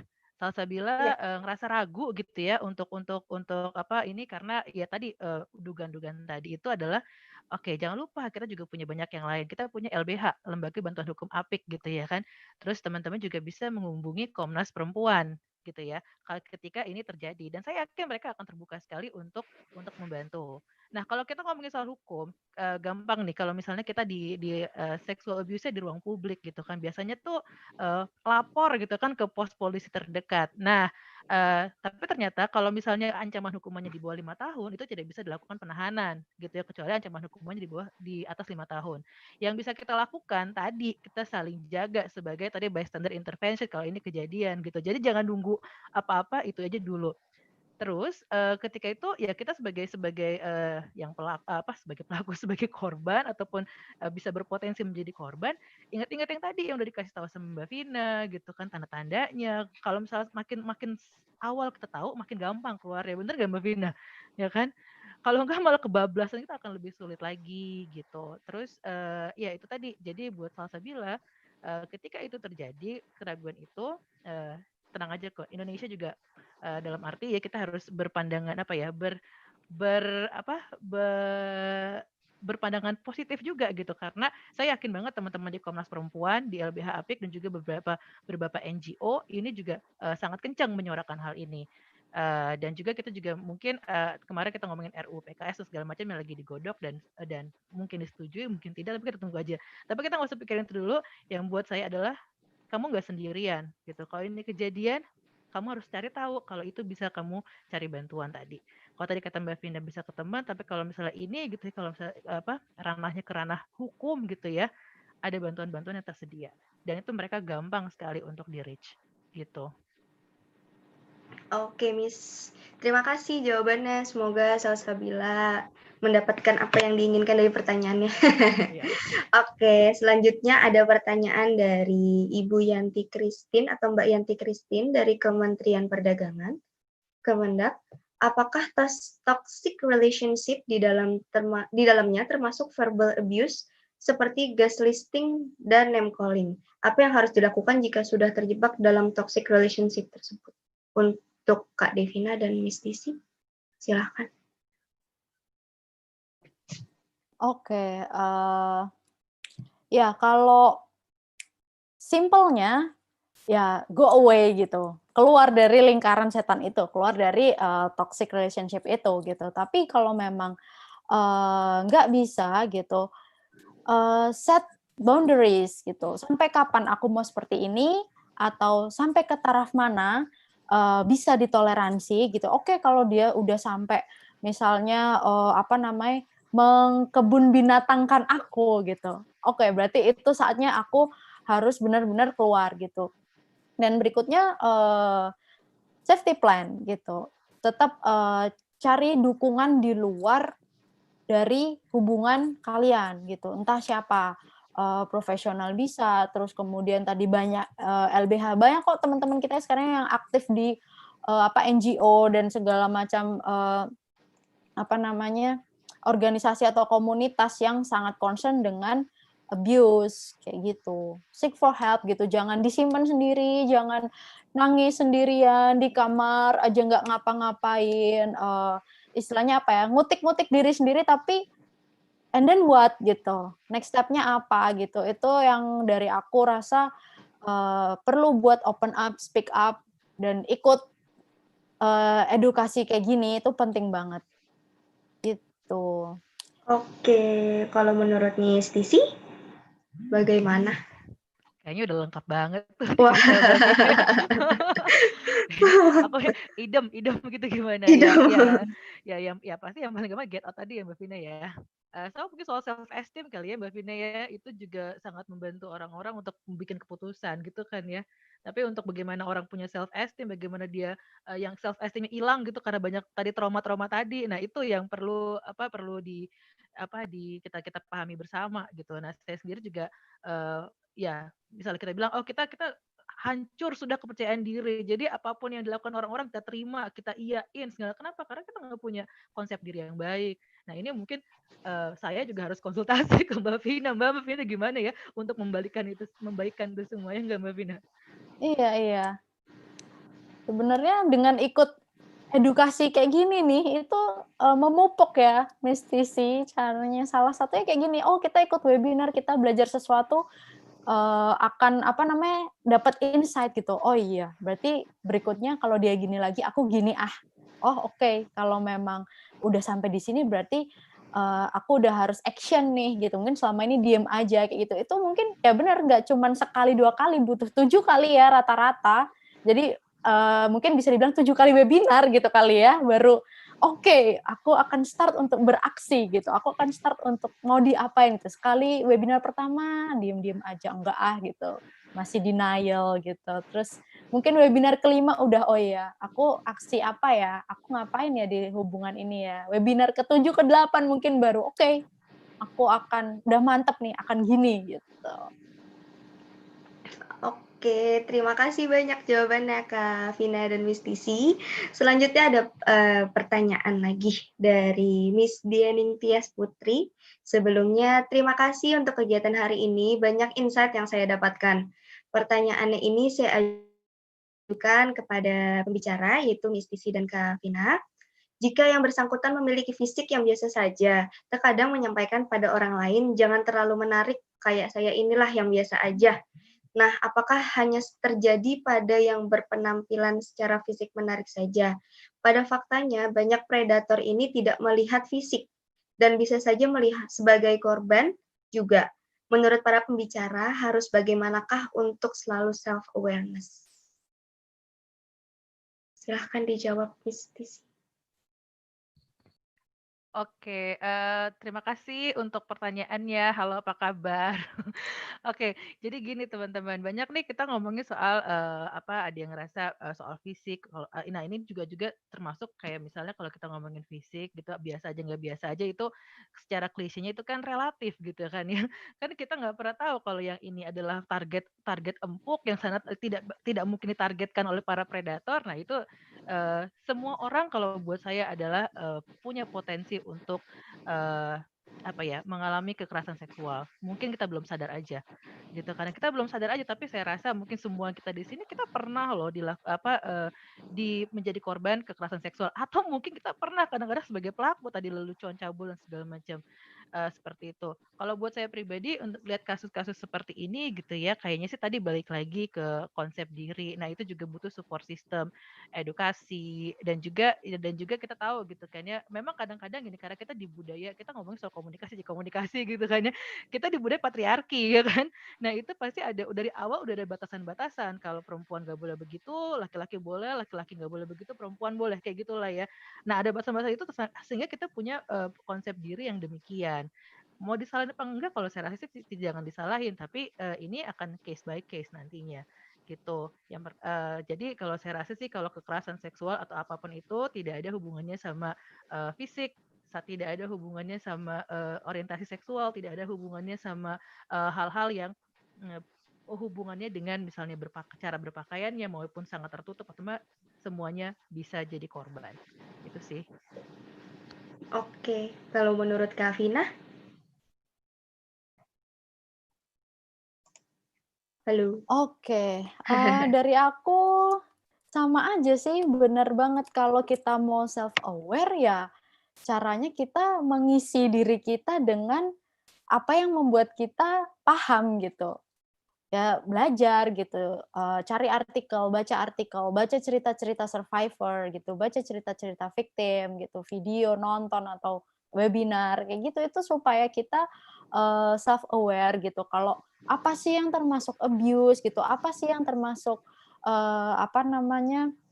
menarik gitu atau enggak. Pada intinya semua memang berpotensi, bener banget kayak yang Miss Tisi bilang. Di Amerika itu ada museum yang isinya adalah pakaian, baju-baju victim and survivors gitu. Ketika mereka menjadi korban harassment atau abuse gitu. Dan baju-bajunya baju-baju biasa selayaknya kita berangkat kuliah gitu. Baju-baju yang memang bukan calling gitu ya, bukan memanggil orang untuk nih lihat aku gitu, cari perhatian. No, bajunya ya biasa layaknya kita hidup. Baju biasa tuh modelnya gimana sih, kan pasti ya normal lah, lengan pendek atau lengan panjang gitu, mungkin tank top, tapi bukan yang memang untuk memanggil predator gitu. Jadi siapa aja gitu, baju apa aja gitu. Bahkan sekarang bisa dibilang, kalau aku mau bilang cowok juga bisa di-abuse gitu. Adakah yang pernah baca komen Instagram gitu kalau rahimku bergetar? Nah, coba. Terus atau ya itu disampaikan oleh cewek gitu. Jadi sekarang siapapun, nggak cuma cewek gitu, cowok pun bisa sebagai victim sekarang. Jadi nggak ada hubungannya sama menarik atau enggak gitu. Coba kalau cewek yang cowok bilangnya seperti itu, kita kan pasti akan langsung aware banget gitu kan. Nah, ini tinggal tingkat awareness-nya sampai kemana. Ada yang aware, cowok juga bisa ternyata jadi victim. Ada yang belum aware gitu. Oh, victim biasanya cewek. Ya memang kita kita di patriarki system gitu. Jadi mostly cewek yang bisa dibilang di bawah lah gitu. Lebih banyak batasannya daripada cowok. Tapi aku ngelihat komen yang rahimku bergetar, aduh becek nih kalau lihat opa-opa K-pop gitu. Itu sebenarnya menurut aku kalau mereka mau press charging ya sama aja gitu. Cewek juga bisa ternyata abusive gitu. Jadi Siap. Terima kasih Miss Tisi dan Kak Vina atas jawabannya. Kemudian kita lanjut. Ada pertanyaan dari Pak Gading selaku perwakilan dari Kompas.com. Bertanya, apa yang bisa dilakukan keluarga sebagai support system terdekat untuk korban sexual abuse dalam hubungannya? Nah, kan? Miss Tisi? Oke, aku duluan ya. Yang pertama, yang pasti si anggota keluarga tersebut butuh didengarkan, gitu ya, butuh didengarkan dan tidak butuh disalahkan, gitu ya. Tadi sekali lagi saya bilang, yang namanya korban itu is never a victim's fault, tidak pernah salahnya korban, gitu ya. Dan peran keluarga di sini pastinya besar sekali, gitu ya. Ketika ini terjadi, pertama yang dilakukan keluarga adalah temenin dulu, ya kan? Biasanya yang suka terjadian adalah karena keluarga biasanya kalau di Indonesia itu menutupi aib gitu ya. Jadi lebih peduli gitu ya, lebih peduli orang lain enak di mata orang lain dibanding nasib si anggota keluarga kita ini gitu. Dengan ini terjadi gitu, pastinya nanti mungkin dari Mbak Vina akan jelasin traumanya itu akan berkali-kali lipat jadinya. Kenapa? Karena orang kepercayaan dia, orang yang paling dia sayang, paling dia andelin kok tidak mendukung dia gitu ketika misalnya ini terjadi gitu. Kalau buat saya itu adalah fungsi keluarga gitu, dengerin dan jadi teman gitu. Hanya jangan salahkan dulu karena ya tadi sekali lagi balik ke aturan awal, tidak pernah ini adalah kesalahan korban. Mungkin begitu sih kalau buat saya. Kalau mungkin Mbak Vina bisa menambahkan tadi gitu ya, ketika yang diandalkan ternyata malah melakukan tadi gitu. Silakan Mbak Vina. Sama sih, non judgment gitu ya, justru karena kita yang paling dekat gitu, dianggap circle yang dari awal individu itu tumbuh gitu, malah terkadang lebih judgmental keluarganya daripada teman-temannya gitu, daripada orang lain gitu. Nah, itu yang sangat perlu untuk kita aware dan hindari gitu. Kalau kita udah aware, kita bisa hindarin itu gitu. Ketika ada siapapun yang cerita, adik kita atau kakak kita atau bahkan mungkin orang tua kita yang cerita ke kita, ternyata papa begini-gini, dengerin aja dulu. Gak usah dijudge, lu suka ngeluh gitu, lu mah gitu doang gitu, masih banyak kali yang lebih parah gitu. Ya udah, itu akan semakin membangun, oke, berarti aku tidak bisa terbuka, aku tidak boleh membicarakan hal ini. Gitu. Empati aja, oke, kamu ngerasa ini ya gitu. Empati nggak ada bentuknya gitu. Empati cuma bisa kita lihat atau kita dengar. Ketika ada yang ngomong, oh kamu ngerasa gitu ya. oh ini terjadi sama kamu ya, diulangin pun oke gitu. Itu apa ya? Kalau bahasanya tuh memvalidasi apa yang dia rasakan gitu. Oh ya aku kesel nih, masa tadi gini gitu ya. Oh kamu kesel, terus gimana gitu. Oh kamu kesel ngulang kan sebenarnya, tapi ya itu salah satu bentuk empati itu begitu gitu. Kita sadar betul apa yang dia omongin. Coba kalau lagi ngomong terus main HP gitu keluarganya, atau lagi cerita, oh ya gitu. Not paying full attention itu juga nggak empati, dan itu jatuhnya judgment yang membuat dia akan merasa oke, aku nggak dihargain, oke ceritaku nggak penting ya. Itu juga penilaian meskipun nggak secara verbally gitu, tapi dengan cara kita ngomong, cara kita bersikap, bahasa tubuh kita ke orang itu juga sebenarnya judgement kita untuk dia. Jadi hindari untuk itu. Ya, Mbak Vina, aku juga sekalian mau memvalidasi gitu ya. Hmm. Kalau ketika keluarga yang sebagai safe space utama gitu ya tadi tidak mendengarkan malah menjudgment, itu dampaknya malah lebih fatal ya. Jadi bisa kabur dari rumah lah, atau mungkin mencari pertolongan di tempat yang tidak tepat gitu, mungkin nggak sih Mbak Vina biasanya kasusnya? Yes, benar banget. Mencari ke yang tidak tepat itu yang mungkin aku underline di sini ya. Banyak yang kita bisa bilang pelariannya kayak alkohol gitu ya, atau malah kabur dari rumah kayak gitu, ngerasa ya rumah bukan tempat amannya dia gitu. Benar banget sih, keluarga tuh makin kalau kita nggak jadi support system utama gitu. Betul sekali. Terima kasih jawabannya Miss Nisi dan Kak Vina. Selanjutnya ada pertanyaan lagi dari Cantika dari Universitas Bakri, bertanya gimana caranya kasih tahu teman kita yang udah ngerasa kok dia udah nggak mukulin gue lagi sih, dia udah nggak sayang ya sama gue. Nah itu bagaimana? Boleh silahkan Kak Vina. Oke. Nah, ya itu udah termasuk salah satu yang aku bilang disosiasi ya. Jadi dia realitanya udah geser gitu.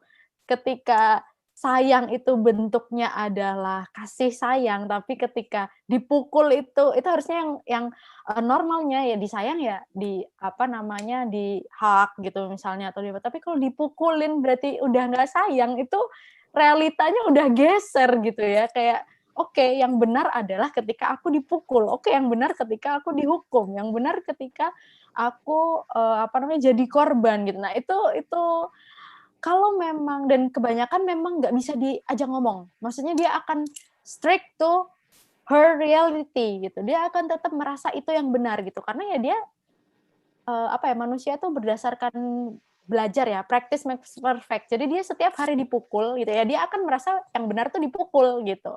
Kalau setiap hari disayang, dia akan tahu, oh yang benar tuh disayang. Jadi ketika ada teman kita yang kayak gitu, dan kita mungkin sebagai teman udah, aduh capek deh gue ngomongin lo, males banget gitu ya, udah berkali-kali diomongin, it's okay gitu, kita memang nggak bisa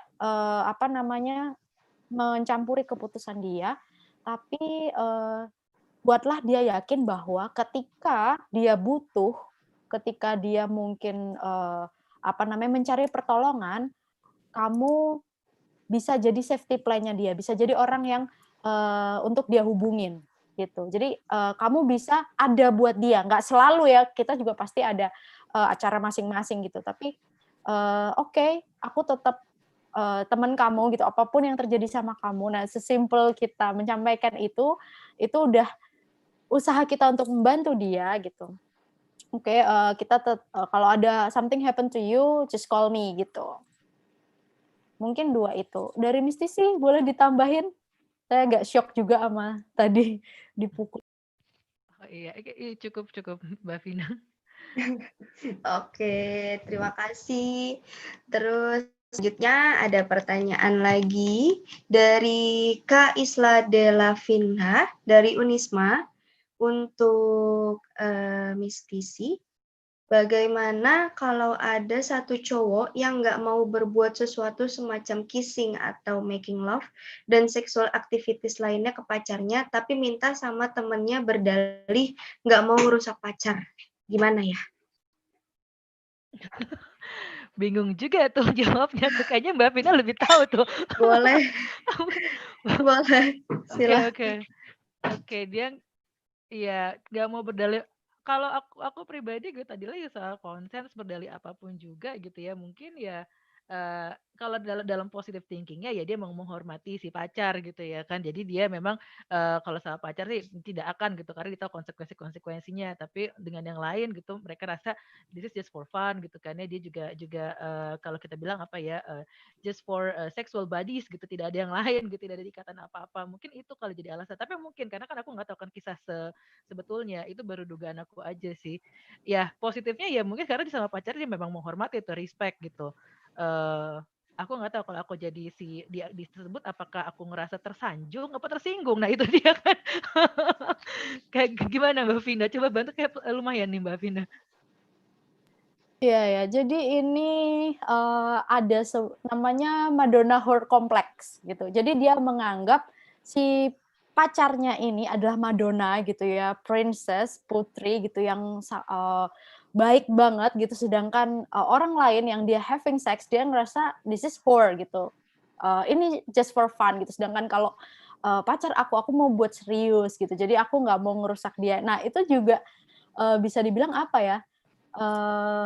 Geser gitu pemikirannya. Kalau di psikologi namanya distorsi kognitif gitu. Jadi nggak apa ya? Ya ada pasangan yang memang concern untuk aku nggak mau having sex gitu. Ada yang mungkin dengan merasa having sex berarti itu salah satu bentuk kasih sayang, yaitu kembali lagi ke komitmen setiap hubungan gitu. Tapi ya apakah itu sudah dikomunikasikan sama pacarnya atau belum gitu pertanyaannya. Pacarnya tahu nggak kayak gitu dan bagaimana sikap hubungan ini gitu. Kayaknya itu sih kalau ditanya gimana ya aku akan mengembalikan dengan perjanjian awalnya gimana gitu. Komitmen awalnya seperti apa? Diizinkankah, bolehkah atau gimana? Batasannya apa? Boundariesnya apa? Mungkin gitu ya. Kalau dari aku. Siap. Terima kasih jawabannya Miss Tisi dan Kak Vina. Oke, sebagai pertanyaan penutup, ini ada dari Kak Hanifah Syafira dari Universitas Sriwijaya, perwakilan dari Help Nona, ingin bertanya, banyak kasus-kasus mengenai perempuan-perempuan yang tetap bertahan dalam suatu hubungan walaupun mendapat kekerasan, termasuk sexual abuse, ini dengan alasan masih sayang dan ingin mencoba mengubah sifat pasangannya menjadi lebih baik. Bagaimana sih cara mengubah persepsi perempuan-perempuan ini bahwa sifat abuse ini sulit dihilangkan dan tidak mudah untuk mengubah sifat seseorang? Kayaknya Mbak Vina ada yang bisa jelasin soal pattern nih Mbak Vina ya. Pola ini ya. Silakan Mbak Vina. Aku langsung tembak Mbak Vina, aku juga pengen tahu. Iya, benar. Ini tentang pola kebiasaan gitu sih, karena dia terbiasa dibegitukan gitu kan. Jadinya ya dia merasa itu yang bentuk kasih sayang, itu yang baik gitu. Kayaknya kalau dari aku pribadi setuju sama Miss Tisi sih, kayaknya mungkin itu belum 7 kali deh gitu. Itu mungkin kayaknya baru beberapa kali gitu kan. Tiap orang batasannya beda-beda, ada yang batasnya bertahun-tahun, ada yang batasannya setahun, oke aku udah nggak kuat sama orang ini, aku harus tinggalin meskipun aku sayang gitu. Pada titiknya, pada akhirnya kita punya, aku percaya sama yang namanya insting bertahan hidup gitu ya. Pada akhirnya kita akan berusaha mencari jalan keluar gitu. Kalau memang yang kita lihat ada orang di sekitar kita yang insting bertahan hidupnya masih belum terlihat gitu, ya keep an eye on her gitu, awasin aja gitu, diliatin aja. Kalau memang sudah mulai membahayakan diri sendiri sampai ke mungkin gangguan ya, kayak mungkin ada suicide ideation gitu, pengen mengakhiri hidup dan lain sebagainya, baru kita sebaiknya beraksi dengan hubungin orang yang kayak tadi ya mungkin NGO atau psikiater, psikolog gitu untuk membantu dia. Tapi selama dia masih ngerasa it's fine, it's okay ya batasannya beda-beda. Kita udah risih gitu. Kok dia kayak gitu sih? Kok dia nggak melek sih gitu. Tapi ya itu hubungan yang dia jalanin gitu. Kita juga harus respect pilihan dia untuk menjalani itu. Gitu sih kalau dari aku. Oke, terima kasih Kak Vina dan Miss Tisi. Pertanyaannya sudah selesai. Terima kasih untuk semuanya yang sudah bertanya. Ada satu pertanyaan yang ingin bertanya langsung, silahkan boleh raise hand dulu, baru nyalakan kamera dan audio.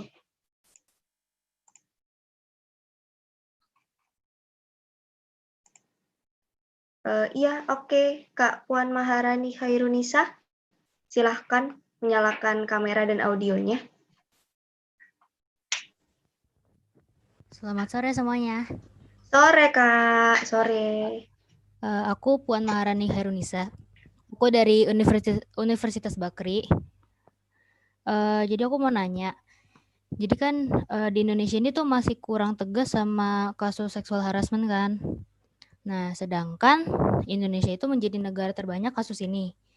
Terus banyak juga masing-masing pihak tuh yang nyalahin korban gitu. Nah, gimana sih caranya kita menanggapi hal ini? Gitu sih pertanyaannya.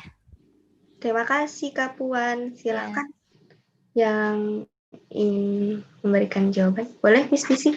Halo Puan, selamat sore. Oke, itu kenyataannya ya, dan juga statistiknya demikian gitu ya, mengenai kurangnya perhatian terhadap kasus-kasus yang berhubungan dengan sexual harassment gitu ya, karena banyak faktor di sana gitu ya. Aku sekalian tadi jawab pertanyaan juga nih dari siapa tadi namanya, dari Octavia Nurdianti gitu ya, dari pertanyaan dia. Ketika temannya itu diancam menyebar fotonya dalam tanda kutip terus pas mau putus hubungan diteror di medsos dan sebagainya, datang ke kos-kosan gitu. Ini gimana caranya?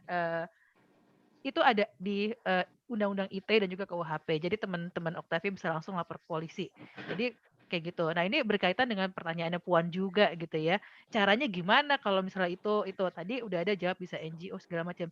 Caranya ya seperti yang diinisiasi sama teman-teman Universitas Bakri dengan jangan ragu ini gitu. Itu adalah cara yang menurut saya cukup sebagai peluru loh untuk nantinya gitu ya, mendatangkan perubahan gitu.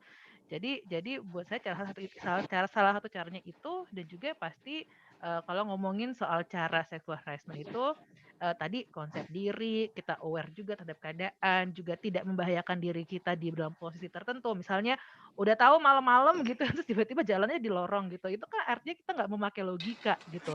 Nah, yang seperti itu gitu. Ketika kita bisa punya kesadaran seperti itu, mudah-mudahan sih hal-hal tersebut bisa dihindari. Bisa tidak terjadi gitu. Dan kalaupun terjadi, sekarang teman-teman sudah mulai terbuka kan dari penjelasan dari Mbak Vina, dari kita di sini gitu. Oh, kita harus ke sini, kita harus bisa nolong ini. Jadi speak up sih itu juga penting gitu. Kalau di diri sendiri aja, atau kamu tahu ada teman kamu yang mengalami, terus kamu diam aja, nggak akan pernah selesai. Walaupun kalau kita bisa bilang masalah klasik ya, gitu sih Puan. Makasih ya pertanyaannya ya. Jadi kalau buat saya jangan langsung pesimis dulu gitu. Kita harus ada optimis di sini. Kalau nggak optimis ya nggak ada. Jangan ragu ini. Justru kalau aku rasa aku sangat menghargai teman-teman jangan ragu ini. Mereka punya concern soal ini. Gitu Puan. Oke, terima kasih Miss Tisi atas jawabannya. Dan ini merupakan pertanyaan terakhir pada sesi hari ini. Terima kasih untuk kurang lebih 30 pertanyaan yang telah diberikan di kolom chat. Maaf jika ada yang belum disampaikan pertanyaannya atas keterbatasan waktunya. Baik, untuk Miss Tisi dan Kak Devina, boleh diberikan sedikit saja kesimpulan dari presentasi hari ini kepada kita semua. Boleh dari Miss Tisi? Kesimpulannya buat saya adalah bicarakan ini itu sudah langkah yang stepping up lah gitu ya. Talk about it, bicarakan soal ini karena itu it helps a lot. Itu sangat membantu. Ketika kita diam aja akan memperburuk situasi. Itu aja sih dari saya. Jadi makin banyak yang bisa berbicara soal ini secara open minded dan juga secara di forum-forum edukasi seperti ini, saya rasa itu sudah satu yang saya bilang stepping up. Jadi itu sih. Kalau buat saya dari kesimpulannya, teman-teman semua tadi berani bertanya, tidak judging, open gitu. Dan saya rasa itu sangat prestasi. Jadi teruskan gitu ya. Oke, baik. Terima kasih Miss Tisi. Untuk Kak Vina, silahkan. Oke, kayaknya nih sehati banget nih sama Miss Tisi. Kalau dari Miss Tisi kita speak up gitu, open up gitu. Kalau dari aku listen gitu ya. Kalau ada yang ngomong seperti itu, first step-nya dengerin gitu. Dan jangan jaji gitu. Jadi ini timbal balik banget nih. Ketika ada yang ngomong terus nggak ada yang pernah dengerin, ya sama aja bohong gitu kan. Ya kan, Miss? Dan kita juga ketika kita ngalamin itu, ya kita ngomong, kalau ada orang lain ngalamin itu, kita dengerin gitu. Itu udah start small gitu dengan ini, itu adalah forum untuk mendengar dan forum untuk bicara dan mendengar, itu udah keren banget. Thank you. Thank you. Terima kasih banyak Miss Tisi dan Kak Vina atas semua materi dan ilmu yang telah diberikan untuk kita-kita semua yang masih kurang lebih belum bisa menyampaikan sesuatu jika memang kita merasa kita di situasi yang tidak baik. Baik, terima kasih atas waktunya. Dengan kita sudah mendengarkan kesimpulan dari kedua narasumber kita, yaitu Miss Tisi dan Kak Vina, berarti kita sudah di penghujung kegiatan webinar hari ini. Sebagai penutup, dipersilahkan untuk Alkadio memberikan pesan-pesannya. Silahkan, Alkadio. Halo semuanya. Saya Alkadio Akbar sebagai Ketua Pelaksana webinar ini dan salah satu inisiator Jangan Ragu. Sekali lagi berterima kasih untuk Universitas Bakri, khususnya Prodi Ilmu Komunikasi, teman-teman media partner, para tamu undangan, para dosen, dan terakhir yang khusus tuh untuk partisipan webinar, yang webinar kita kali ini konsisten berada di 290 partisipan. Gitu. Hampir 300 partisipan, saya berterima kasih yang sebesar-besarnya, dan kita Jangan Ragu sendiri bakal mengadakan webinar kedua sekitar 2 minggu lagi tentang sexual harassment yang terjadi di public space, khususnya universitas dan sekolah. Untuk itu, buat kalian yang mau ikut lagi, bisa pantengin di Instagram Jangan Ragu. Serta saya mau ngingetin untuk selesai acara untuk stay dulu di Zoom chat atau di grup WhatsApp, karena di situ ada untuk ngisi form feedback, di mana kalian kalau mengisi form itu dapat e-sertifikat.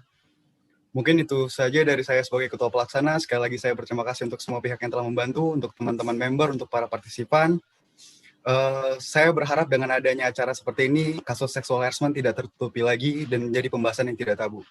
Terima kasih. Wassalamualaikum warahmatullahi wabarakatuh. Waalaikumsalam warahmatullahi wabarakatuh. Makasih Alkadio. Baik, saya ulang lagi terima kasih untuk semua partisipan yang sudah hadir menyempatkan waktunya mengikuti webinar hari ini. Terima kasih kepada 260 lebih peserta yang sudah menyempatkan waktunya untuk ikut dalam webinar hari ini. Saya beserta tim sangat-sangat berterima kasih untuk semuanya. Baik, sebelum sesi ini selesai, kita ada sesi foto bersama. Boleh dinyalakan semua kameranya.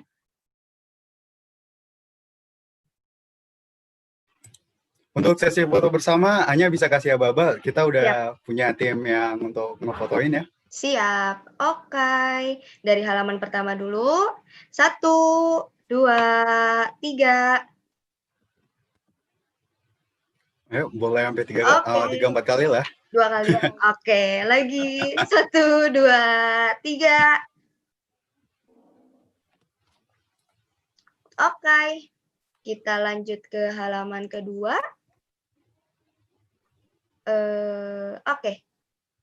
Oke, ke halaman kedua ya. Oke, 1, 2, 3. Sekali lagi.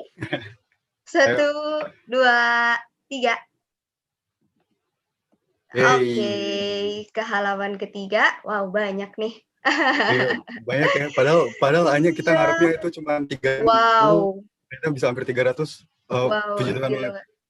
Alhamdulillah banget, berarti banyak yang ingin menyampaikan tapi belum, mungkin masih takut-takut. Jadi mungkin dengan setelah webinar ini mereka bisa untuk mengutarakan. Amin. Oke, halaman 3. Yuk, 1, 2, 3. Sekali lagi. 1, 2, 3. Oke, halaman 4. Siap?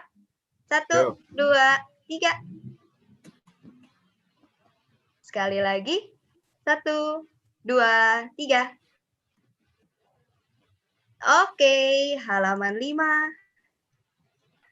Oke, ready semua? 1, 2, 3. Satu kali lagi. 1, 2, 3. Oke, halaman 6. 1, 2, 3. Satu kali lagi. 1, 2, 3. Oke, kita lanjut ke halaman 7. 1, 2, 3. Satu kali lagi.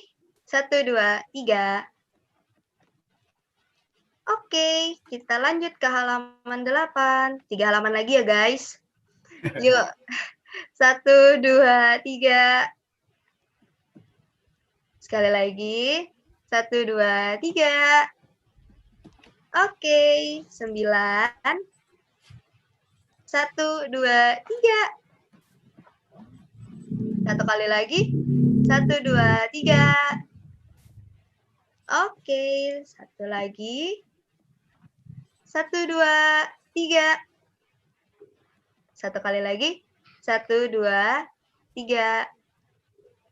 Oke.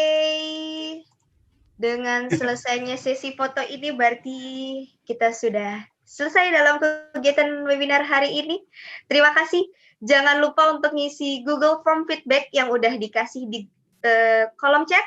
Jangan lupa karena dengan mengisi feedback kalian bisa dapat e-sertifikat. Baik, maaf jika ada salah-salah kata dari saya. Saya, perwakilan dari tim Jangan Ragu, mengucapkan terima kasih yang sangat banyak, terutama untuk Miss Tisi dan Kavina atas waktunya untuk mengisi di sini. Sampai jumpa di webinar kita yang kedua. Stay tune di Instagram kita. Semoga semua ikut lagi. Terima kasih, sampai jumpa. Terima kasih. Dadah semuanya, terima kasih. Terima kasih.